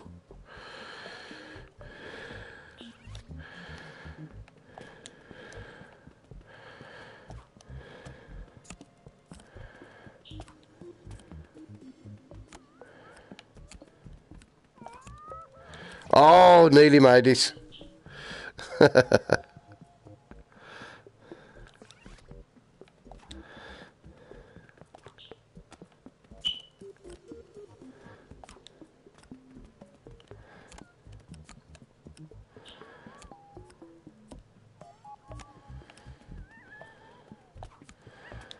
Yeah.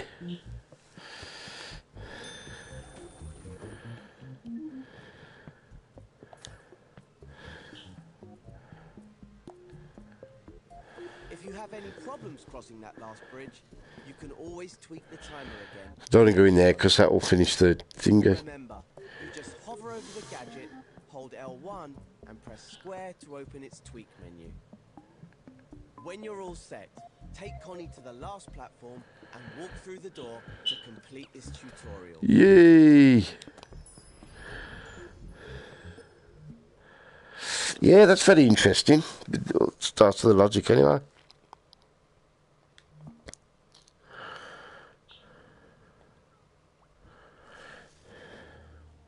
Oh, go on then. Very possibly. If it's something I've done.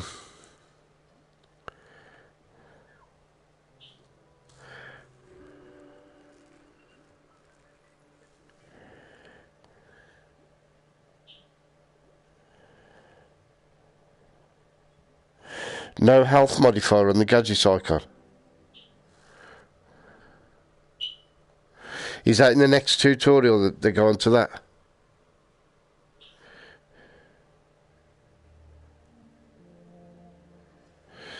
Ah. I'll look out for that. Well, the thing is, if you find anything, just let them know. Because obviously that's the whole reason for early access, isn't it?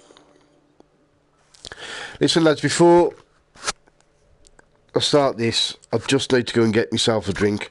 I'll literally be like 20 seconds. Yeah, I'll look out for it in this next bit. But I literally just got to run downstairs to the kitchen and pour some coconut water out, but I've got a mouth like Gandhi's flip-flop.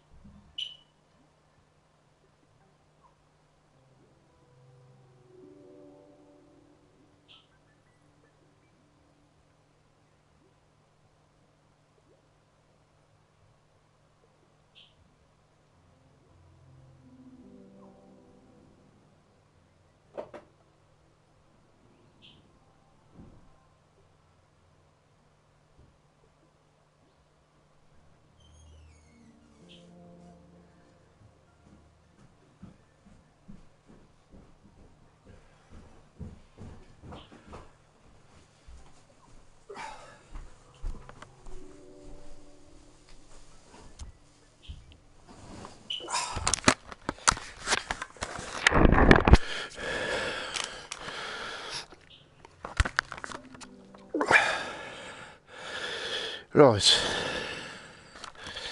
Here we go.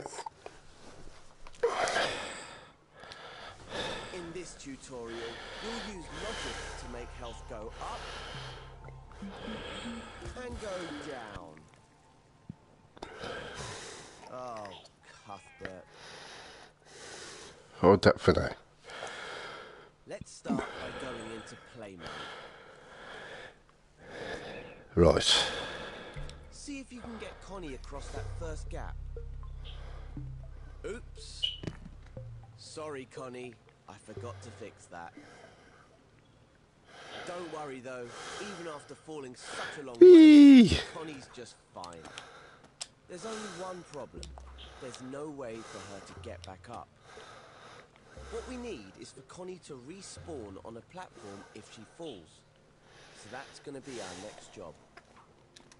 First, switch back Edit mode. and rewind. Remember to rewind time with L3 as we always do after play mode.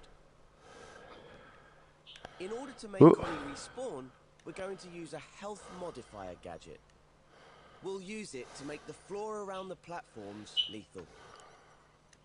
Health modifiers can damage or heal anything that has a health manager. And, as luck would have it, Connie has one built into her logic. Go to the assembly menu. Open it with the square button if it's closed. Right. Select the gadgets menu, the one with the 3 connected squares. You'll find the health modifier in the movers and output section, which is represented by a box with an arrow. Right, wait a Now minute. select the button that... How do I scroll through them?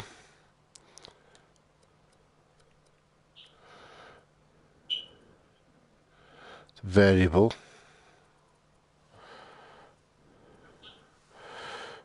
Box with an arrow, randomize. Oh, drag row R2. Here we go. Movers and output. Clockwork heart. This is the mistake. Right, because that's already got the health manager. Right, so 3 connected squares. huh? You find the health modifier in the movers and output section. 3 logic. Right, Go to let's. the assembly menu. Open it with the square button if it's closed. Ah, there's a Select the clockwork gadgets heart. menu, the one with the 3 connected squares. Yeah, it was off the side, I think. In the movers and output section, which is represented by a box with an arrow. No, you went, mate. Now, Oh, wait a minute. No, it's not a case of being thick. It was just there's a lot of stuff there, isn't there?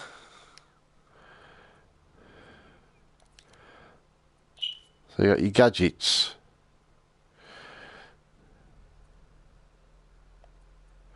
R2.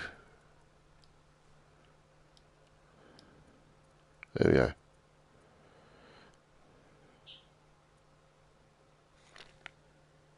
select the button that has a clockwork heart on it. Your imp will now be equipped with a health modifier gadget.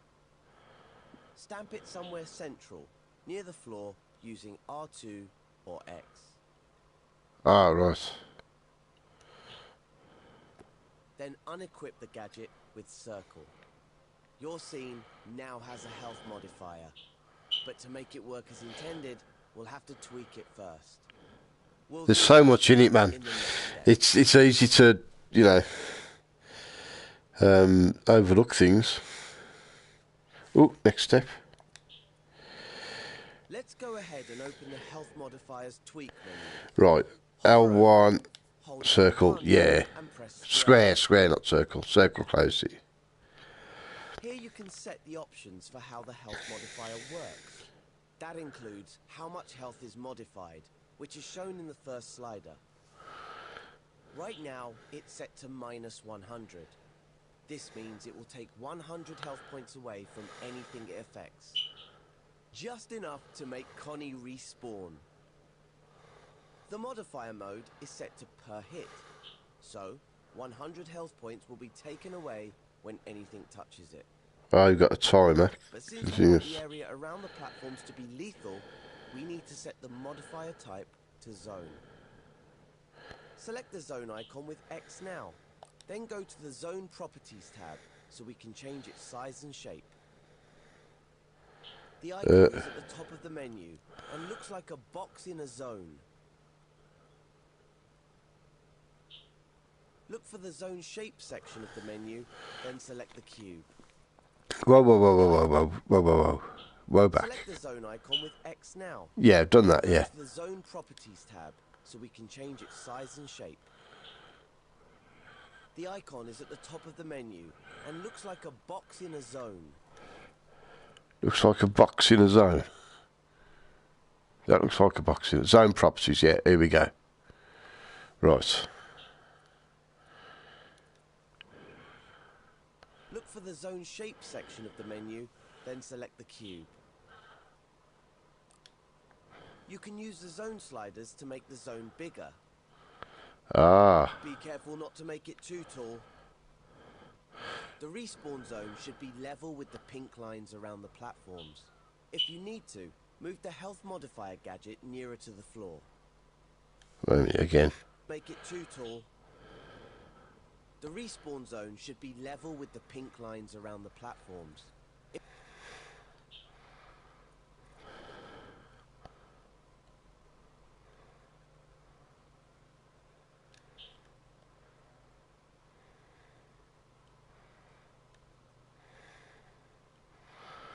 The pink lines aren't on the platform. The pink lines are way down there.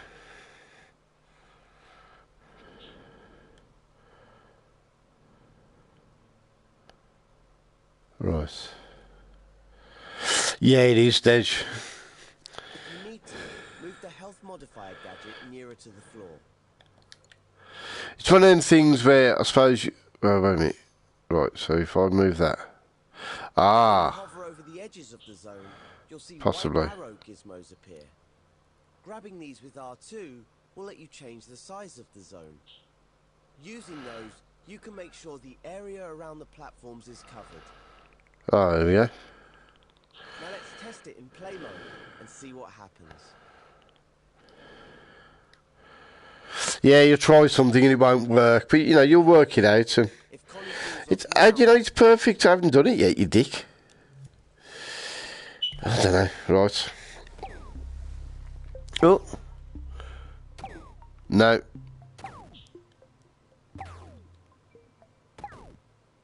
Well, that's obviously not right.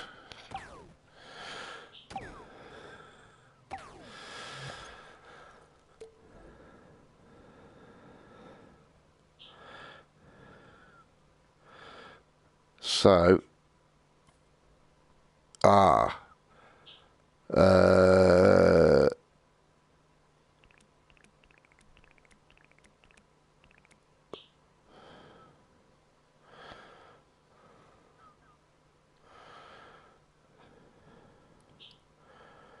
try that.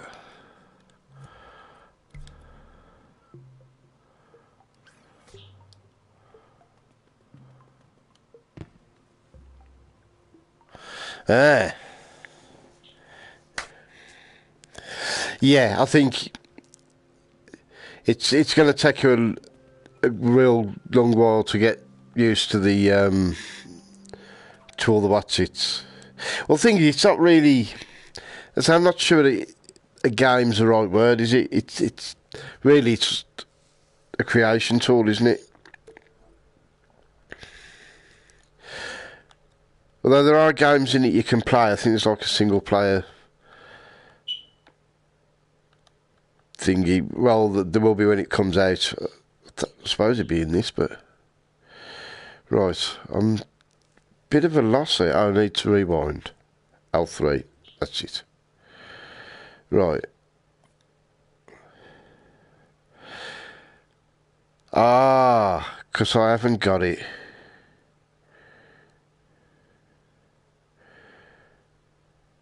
Adjust the zone.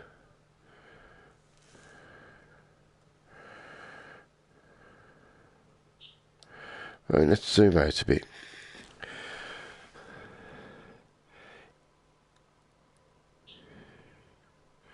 Right.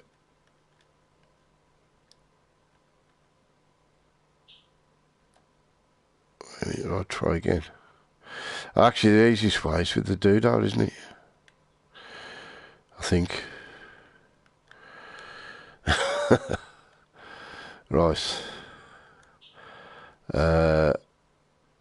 Right. Health modifier. I know I need it. It's a zone I've got to alter.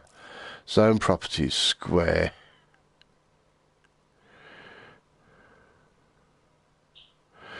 Ah, that's it. I want it to... What's that one do? There we go. But I've got to get it down a bit because she'll be in the zone straight away. And that's not good. So, oh, I've got it. Yeah, I think I've... What I need to do... Wait a minute. So when she's inside that zone, that's when she's going to...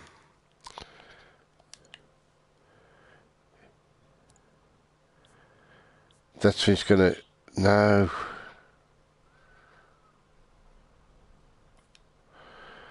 So I need to move that down, so if I can.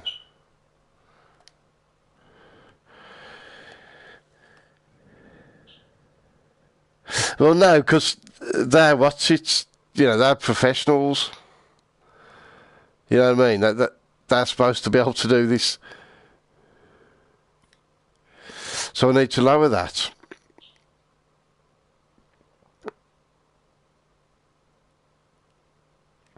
Because at the moment she's in it, so she'd take it straight away. I think. So I need... No, that's... Right, which one is it? That's the one I want. I need that to be smaller. Oh, wait a minute. And now if I move that down... There we go. No. Come on, you dick. Right, select it. Adjust zone inner. There we go.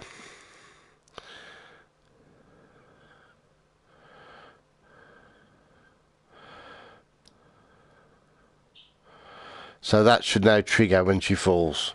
Yes.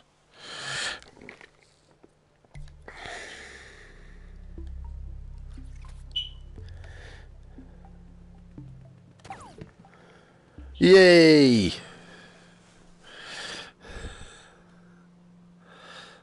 She'll just respawn back on the platform. Before we move on, maybe we should do something about this booby-trapped bridge. Switch back to edit mode and rewind time with L3.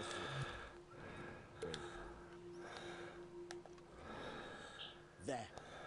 See what's causing it? It's that trigger zone. Yeah. When Connie activates it, the bridge collapses and there's no way across.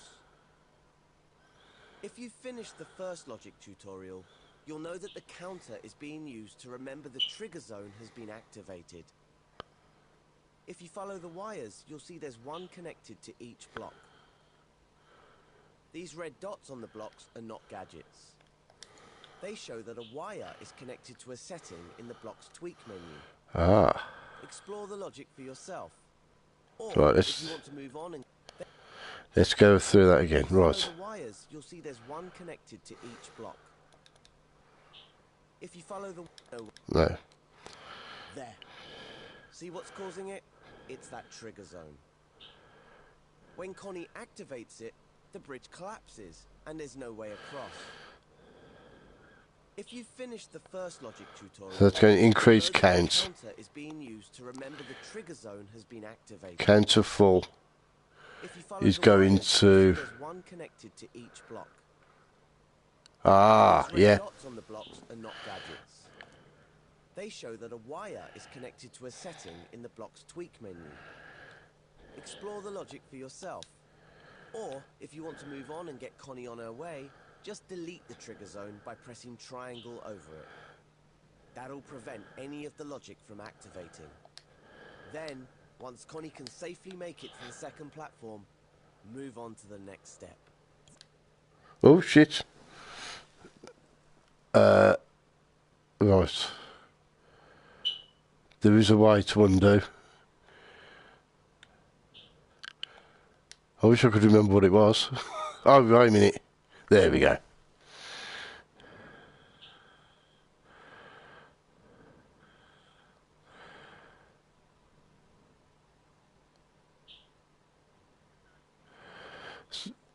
But if I took them wires off,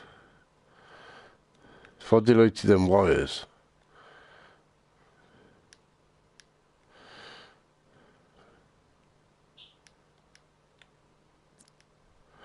well, if I delete that, that shouldn't work now. I think.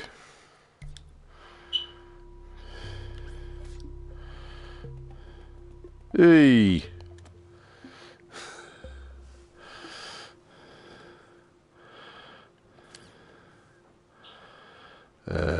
Right. Now's probably a good time to show you how to add checkpoints. When playable characters like Connie activate a checkpoint, the scene remembers their progress. So when they respawn, they'll appear at the last checkpoint, instead of starting off at the beginning. Right. Go to the assembly menu, then the gadgets menu. If the last section you used is still open, close it by pressing circle over it. Expand the gameplay gear section with X, then select the checkpoint. It's the one that looks like a location marker. There. Now your imp is a... Wait, what was that again? Expand the gameplay menu, then the gadgets menu. Right. If the last section you used is still open, close it by pressing circle over it. Expand the gameplay gear section. Gameplay gear section. Alright.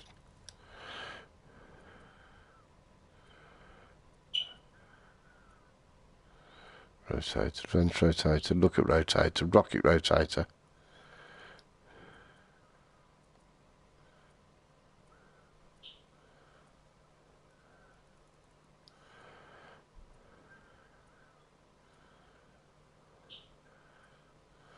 Gameplay gear, here we go.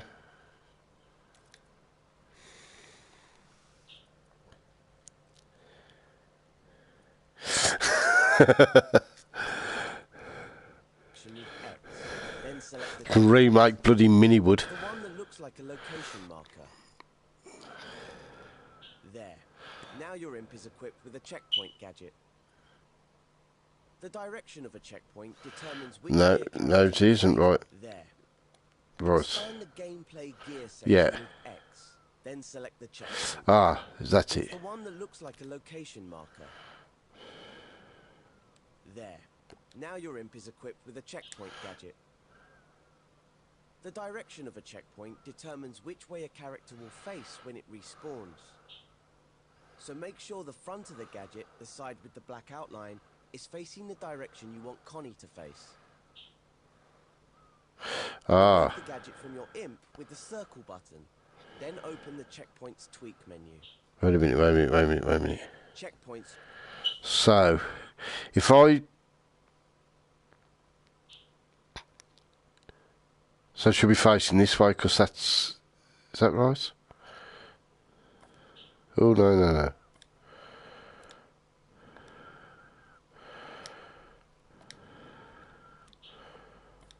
Why am I getting weirdy things on there now?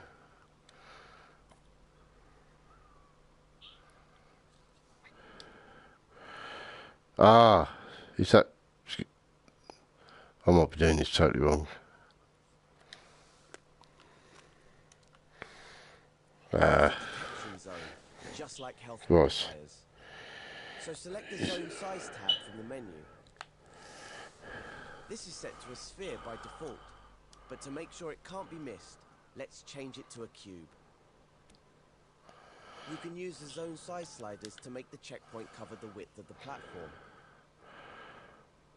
Properties. Above the gadget, Oh, there you go. you'll see a white move gizmo. Grab it with R2 to put the activation zone where you want it. Just make sure Connie can't miss it. The white handle shows the direction Connie will face when she respawns. Check that Right. it's pointing the right way. Grab it with R2 if you need to adjust it. Let's close that tweak menu with L1 and circle. Now try it out in play mode to see if the checkpoint remembers your progress. Sorry, Connie. We're gonna have to respawn you again. But it's all in the name of science, I promise. Great. There she is, right at the checkpoint again. When you're ready, go back to edit mode. Rewind time and move Yeah. on to the next step. No, she didn't get to the checkpoint. She's gone back to the start. All right, Voodoo.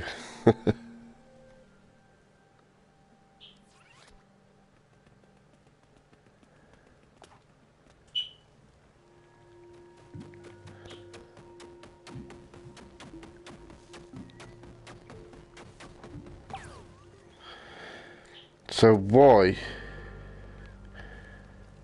is she not going back? Right. Why is she not going back to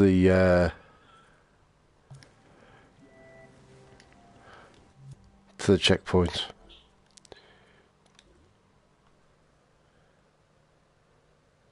All right. How are you finding it? I mean, I'm sort of understanding bits, but it's very complex, but it was always going to be complex. I don't understand. When Right. Yeah. Now's probably a good time to show you how to add checkpoints. I suppose it was all, it's got to be with the amount of things you can do. Checkpoints. Yeah. When playable characters like Connie activate a checkpoint, the scene remembers their progress. So when they respawn, they'll appear at the last checkpoint instead of starting off at the beginning. Go to the assembly menu, then the gadgets menu. If the last section you used is still open, close it by pressing circle over it. Expand the gameplay gear section with X, then select the checkpoint. It's the one that looks like a location marker. There. Now your imp is equipped with a checkpoint gadget. Yeah, and I've tried it with the moves. Determines which way. The moves are awkward as well. I think, I don't know. It's just going to take a lot of time to,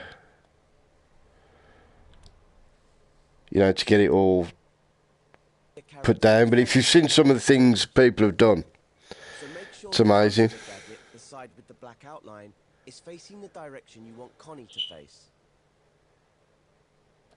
Remove the gadget from your imp with the circle button.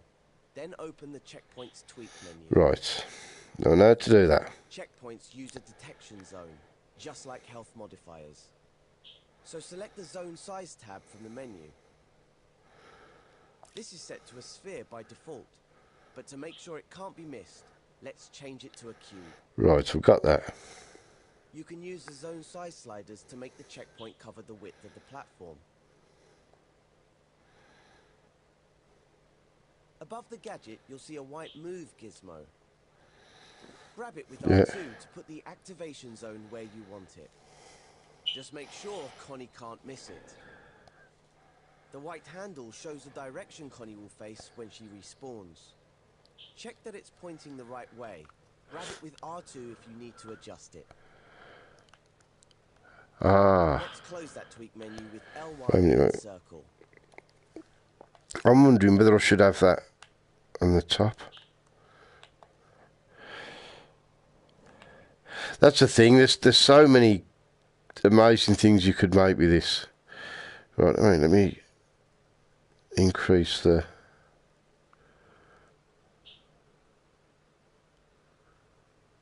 Oh. I think I should have it on top like that. That might be where I'm going wrong.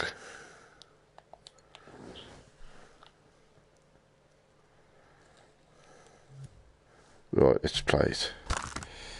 How are we doing for time?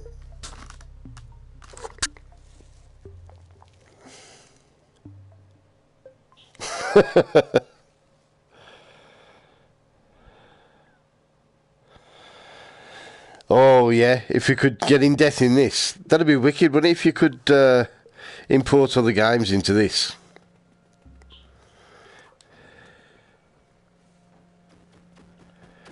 right? So come on, you're supposed to die, right? No, yeah, she's starting off at the side, isn't she? I think that's what I'm doing wrong. Ah, right. Reset.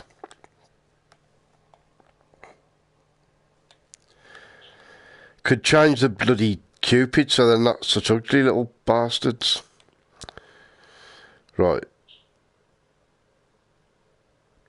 So if I'm L2 to rotate. Wait a minute. Ah, there we go. There we go. There we go. I think. Oh shit! Where is it now? I've lost it. It's in there somewhere.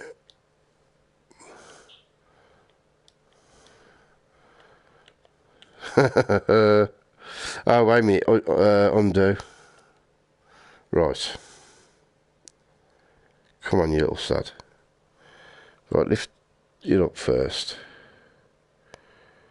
Rotate.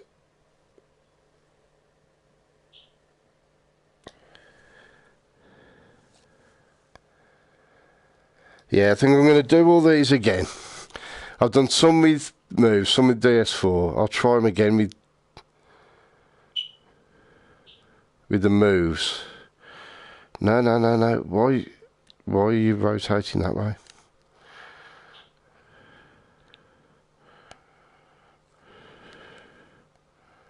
Right.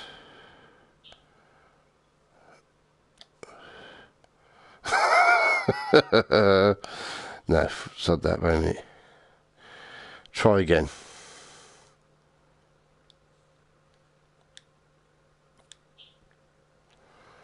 Right, bring it up.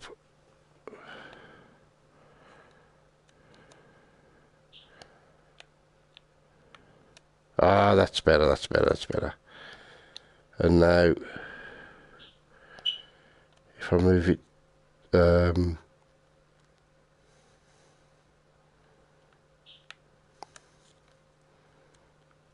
do I get it down?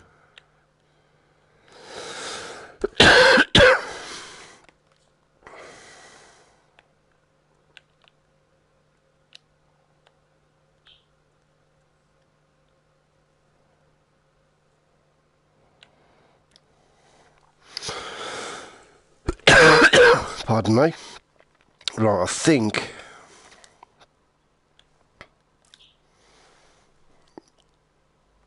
that'll work now.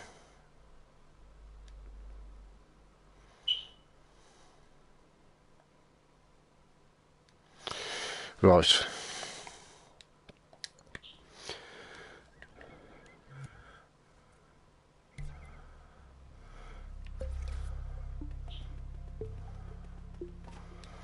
So, yeah. Right, slowly dying. Die. Yeah, there we go. So she's starting off there. So let's just have a look at the edit menu. Yeah, it's where that ball is. That's where she reappears. Alright, Nick. How's it going? This is a very, very This is an amazing piece of software, but Now try it's it very back in game complex. mode to see if the checkpoint remembers your Yeah, it did. Sorry, Connie. We're gonna have to respawn you again. But it's all in the name of science, I promise. Great. There she is. Right at the checkpoint again. Yeah, this is When you're ready, tutorials. go back to edit mode, rewind time, and move on to the next step. Right, so we've done This next bridge beginner's logic circuits. But Connie's a tough explorer, and she's always ready for danger. So let's give it a go. No, she's gonna die. Okay, that block's too big for Connie to jump over. Better get her back to safety before it's too late. Let's switch back to edit mode and see how the bridge is damaging Connie. I'm still on edit mode, but Move closer to the bridge and keep an eye out for any gadgets attached to it. well, it's obviously that one at the top. There's one. A clockwork heart icon. So it's another health modifier. It looks like, instead of using a zone, this one is attached to the bridge. So whenever Connie walks on it, she loses health. If only that block wasn't in the way, she could make it across. But what if the block itself could lose health? We could give it a health manager of its own and see how that works out. Go to the assembly menu, then open the gadgets menu. Right. You may need to close the gameplay gear. All right, take care, Shats. Yeah, and I'm gonna be. I'm gonna have to be stopping in a bit. For a heart icon, not the clockwork heart this time. I'll probably go on till 11. Then have a break. So I've been doing this off and on for say over 3 hours, and Immortal Legacies. Oh, nobody chats for Immortal Legacies unlocking at midnight, so just over an hour. So I'm going to be streaming that, so I'll have a bit of a break. Right, let's just rewind that a sec. Right. Go to the assembly menu. then Right, open the gadgets. Yeah, menu. done that. You may need to close the gameplay gear section if you opened it earlier. Then you can expand the movers and output section. Look for a heart icon. Oh, Not the clockwork heart this time. Select it with X to give your I have, yes. gadget. I have. Stamp one near the you I did when I did my brothers earlier, the assembly menu. because I knew what I was going to be like. Gadgets menu. You may need to close the gameplay gear section if you opened it earlier. Then you can expand the movers and output section. Right, movers and output. Which is, oh, there we go, movers and output section. Yeah, got that. Look for a heart icon, not the clockwork heart this time. There we go. Select it with X to give your imp a health manager gadget. So do you actually put that on here? Block with R2 or X, then press circle to unequip it from your imp. To make the health manager affect the block, we'll need to attach it. The easiest way to attach gadgets to objects is to use what we call surface snap. Grab the health manager with R2 and hold it over the block. So actually, yeah, put it over the block. All That you makes have to sense. do to activate surface snap is hold L1 while your imp holds the gadget. This makes it hug the surface of any object you hover over. Now release R2 to attach the gadget to the block. Ah, yeah, got that. You can also let go of L1 to stop using surface snap. In the next step, I'll show you how to tweak this health manager. Ooh. So what's that one? Oh, number display. Right. Now that we've given the block health, let's take a So that closer open up look. the what's it? Yeah. Hover over the health manager, hold L1 and press square to open its tweak menu. The sliders here define the block's maximum and current health. Click R3 to play time, and you'll see the health starts to go down. That's because Ah, there we the go. health modifier is damaging it. but you'll notice it's going down much slower than Connie's health was when she was on the bridge. The reason for that is this health manager has a 1-second cooldown. So whenever the block takes damage, it's invulnerable for 1 second after that. Grab the cooldown slider with X and pull it to the left with your imp. So what happens when it reaches 0? Not a lot right now. But we can deal with that in the next step. For now, feel free to experiment with the health manager settings. Start time with R3 to see your changes, then rewind it with L3 to reset the health manager. Once you're done, you can move on to the next step. Right, so start time. Oh, that goes down really quick now, doesn't it?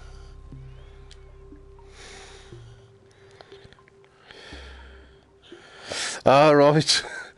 Yeah, it's going to be really good, but very, very complex. But you know, I'll probably end up just playing stuff other people do. But have a lovely time at the beach. I don't know, an hour off midnight and you go into the beach. Have a good one, Nick. Right.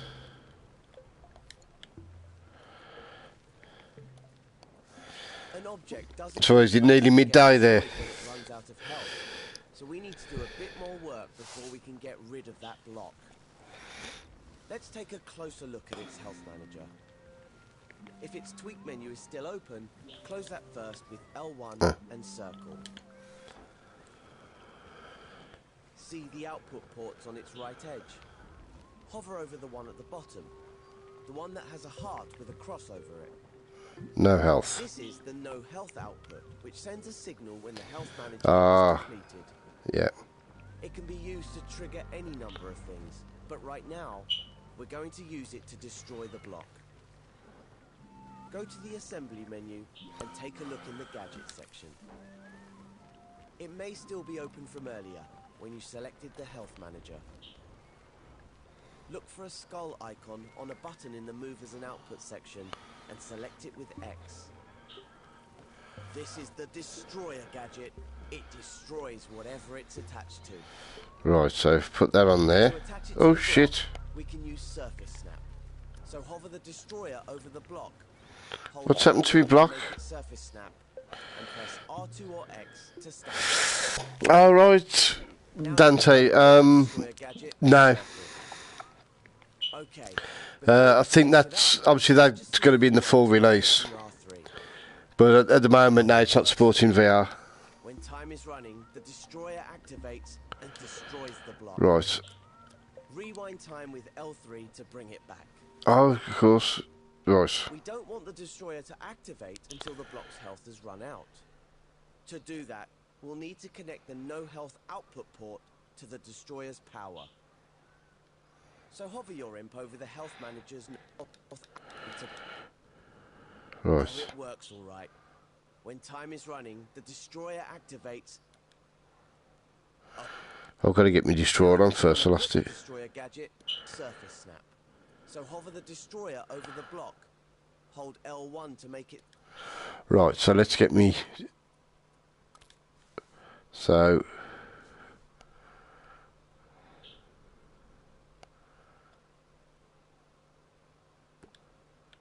Right. Yeah, got that. And press R2 or X to stamp it. Now you can unequip the destroyer gadget with circle. Okay, before we connect it up, let's just see if it works by clicking R3. Oh, it works all right. The destroyer activates and destroys the block. Rewind time with L3 to bring it back. We don't want the destroyer to activate until the block's health has run out. To do that, we'll need to connect the no health output port to the destroyer's power. So hover there we go. over the health manager's no health output port and press R2 or X to bring it to power. Pardon me. Power ports appear on the gadgets in the scene. Stretch the wire over to the destroyer and connect it to the power port with R2 or X. Great. Time to test it again with R3 and see what happens. When the block's health runs out, it will get destroyed, leaving the path clear for Connie. Yep. But how do we know how much health the block has left? We could always look at its tweak menu, but you can't see that in play mode. So click L3 to rewind time, and I'll show you how to display health in the next step.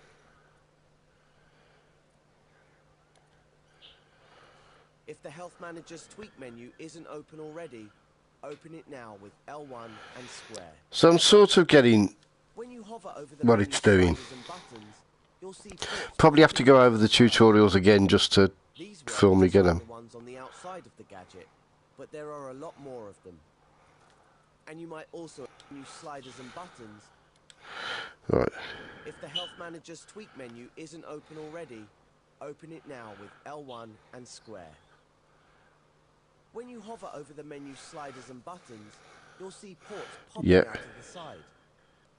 These work just like the ones on the outside of the gadget, but there are a lot more of them. And you might also have noticed that there's another gadget stamped on the side of the block. That's a number displayer. Yeah. If we connect a wire from the current health output to the number displayer's input port, we'll be able to see the block's countdown in play. Right. Current health. Output. Oh, I mean, is that input? Or is that power?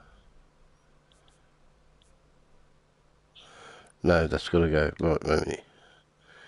Get rid of that.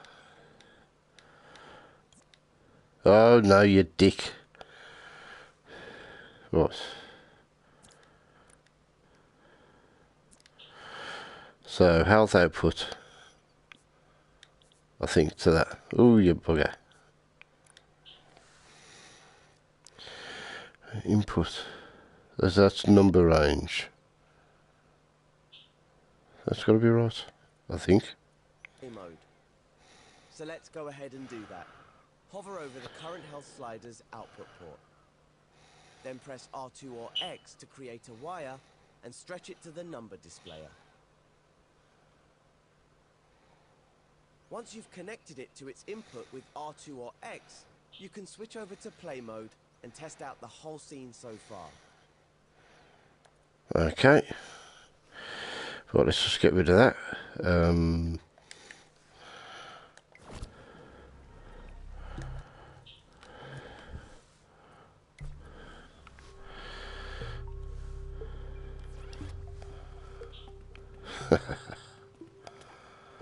Oh, no, there's a block.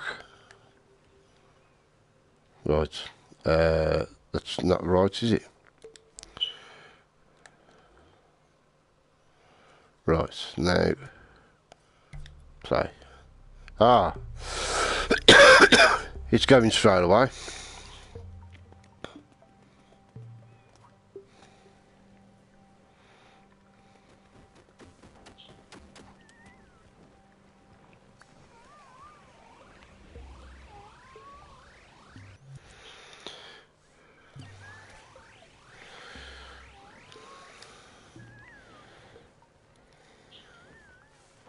Excellent. Now we can see the block taking damage until it's destroyed. No, but I'm not seeing that. No, I missed. Right, let's watch it on the video. Oh, it is to the number range, it's not to the power. To its input with R2 or X, you So I was right the first time. Right. What I need to do. Back to edit mode. Right, so.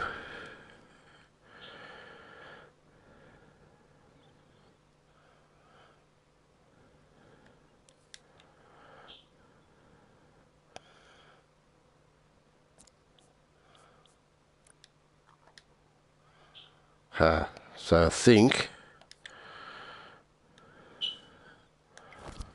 Ah, there, yeah, it's showing at the top. Right.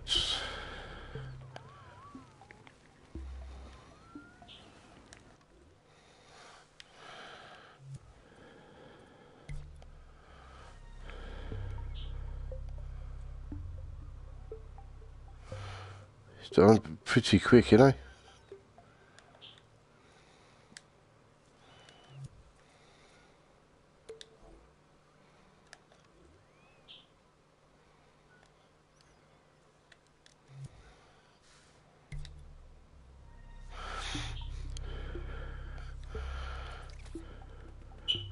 But what I need to do, I think I need to put that what's it back in, put the delay in, just so I can see it.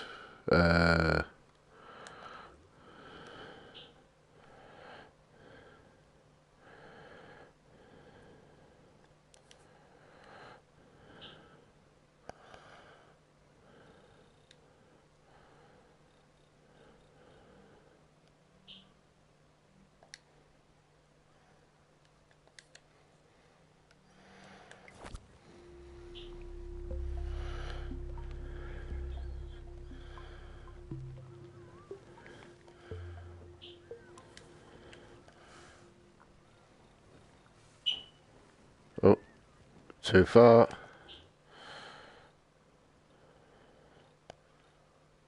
Try that.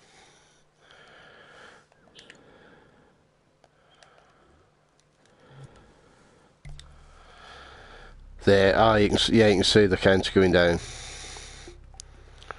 Yeah, that makes sense.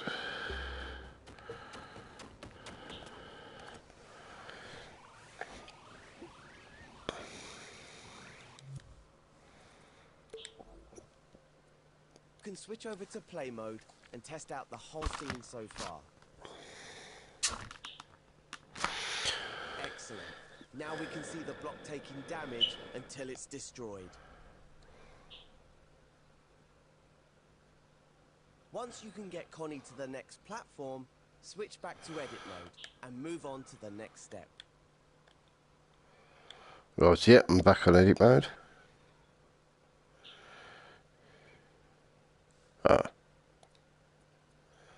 Well, Connie made it through, but she's a bit worse for wear.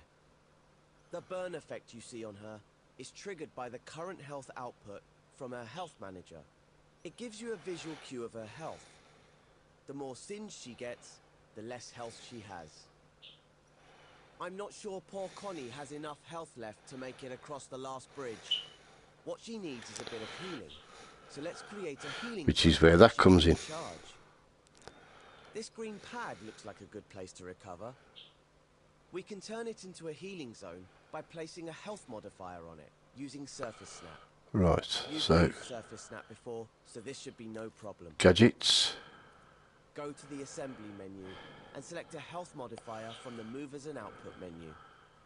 It's the one with the clockwork heart on it, remember? Wait a minute. Now activate Surface Snap by holding L1. Wait a minute. So it's... Let me go back. Gadgets. Movers and output.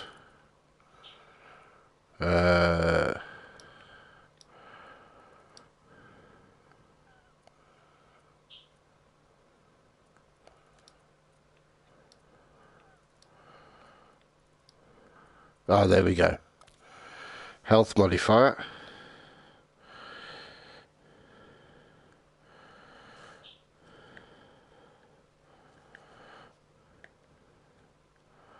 Ah, there we go.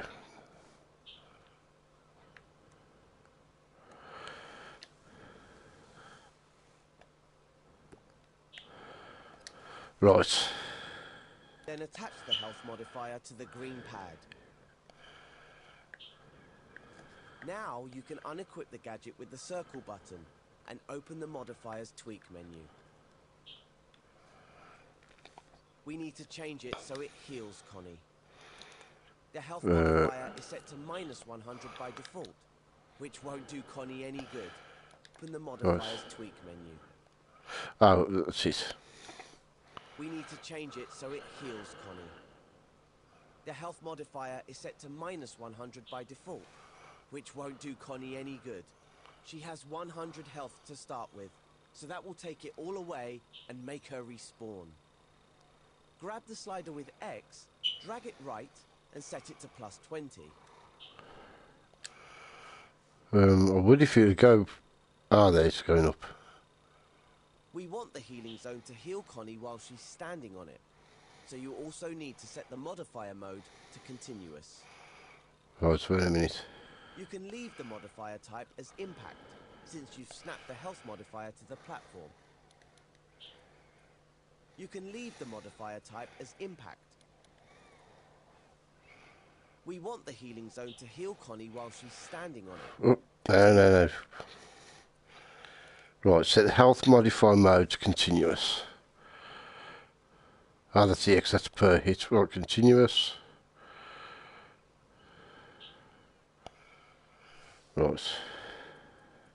Also need to set the modifier mode to continuous. You can leave the modifier type as impact, since you've snapped the health modifier to the platform. And that's all there is to it. Close the tweak menu with L1 and circle, and give it a try in play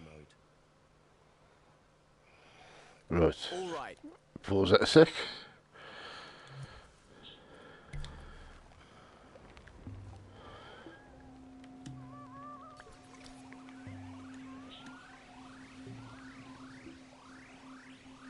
So,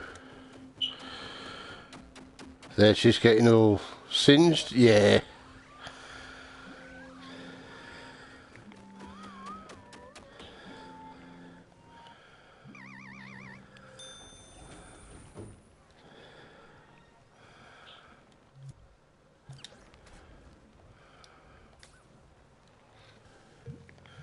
That should give Connie the health boost she needs to cross that final bridge. Oh, she's been through a lot today. Oh, pardon me. Through the door to end this tutorial.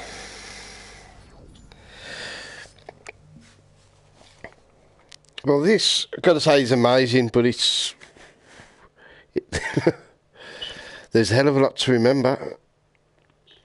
Going to be fun trying to do something, but don't know how long it'll be before I really get to start building anything.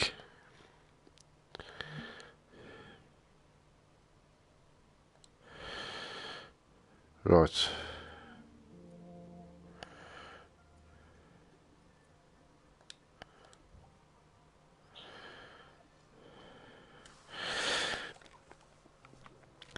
Right, well, it's gone 11. Well, it's 10 past 11, so I'm going to end the stream there. Going to just have a break for a bit, have a drink. At midnight, Mortal Legacy, Jade Cypher unlocks. So I'll be dropping on that as soon as it's unlocked, because I'm really looking forward to that. This game, well, so it's not really a game, it's a creation tool. And it is superb. Actually, before, let's have a look at our gameplay tutorials.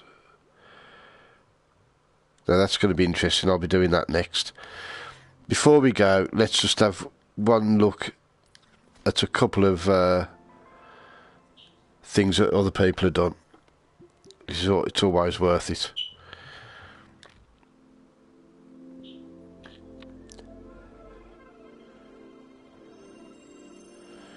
Oh, I've levelled up. Don't know what the purpose of that is, but I'm level 6. I have been playing quite a bit, but... right.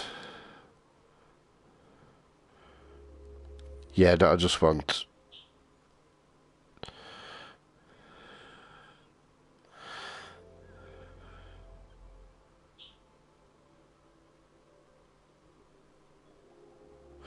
Oh, this looks interesting.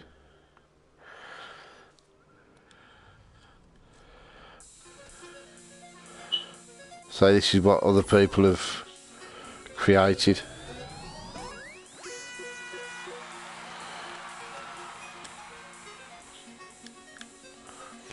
Am I supposed to be on that?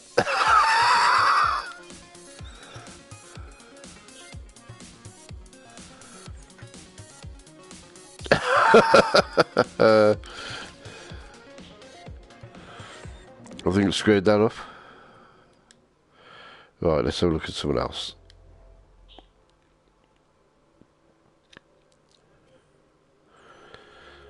Book of the Dragon. Mario Dreams.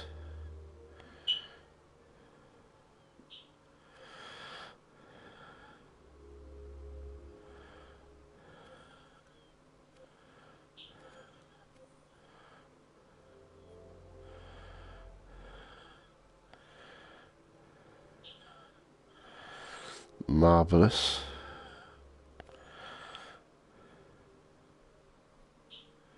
Neon Mancer.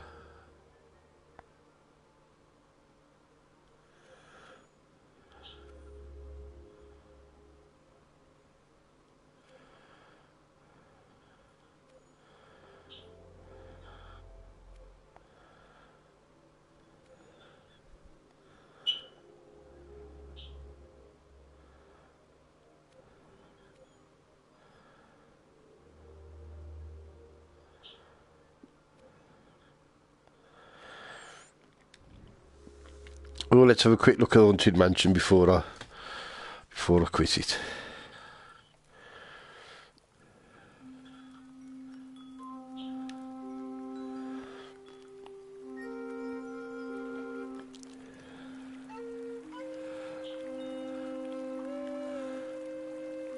Can I run?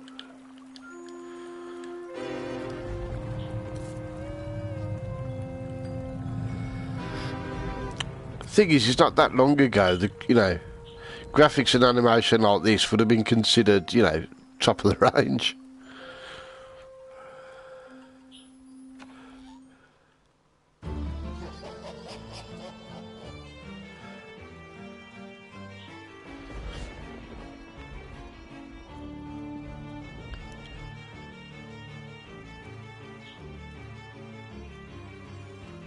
What the hell?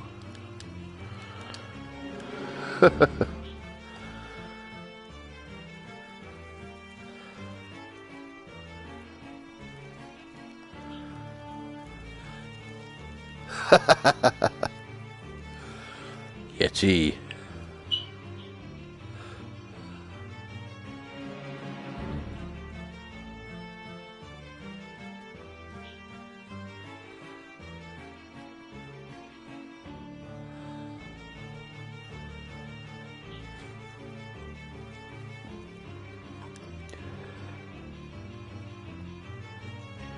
Yeah, it's been amazing what people are going to be able to create.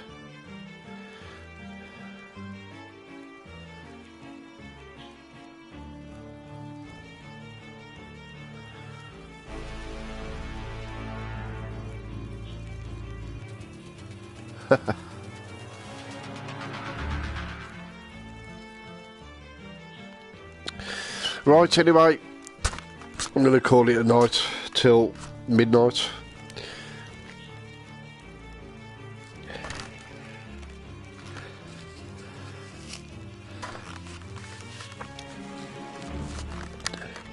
Thanks everybody for dropping in.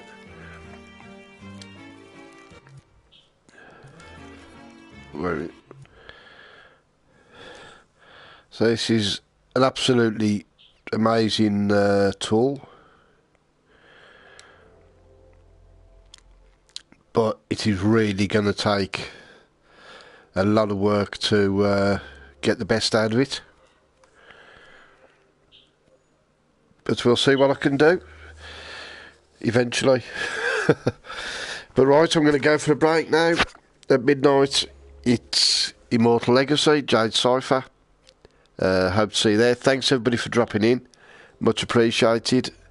I'm sorry about earlier on, there was a bit of interruptions. I'm full-time carer for my brother, and the carers had come to put him to bed. I had to have a word with them about something. It took a little bit longer than I'd hoped. There was problems with the hoist. Couldn't be helped. Was sorry about that. Thanks everybody for dropping on. You take care, and I'll see you soon. Try a bit.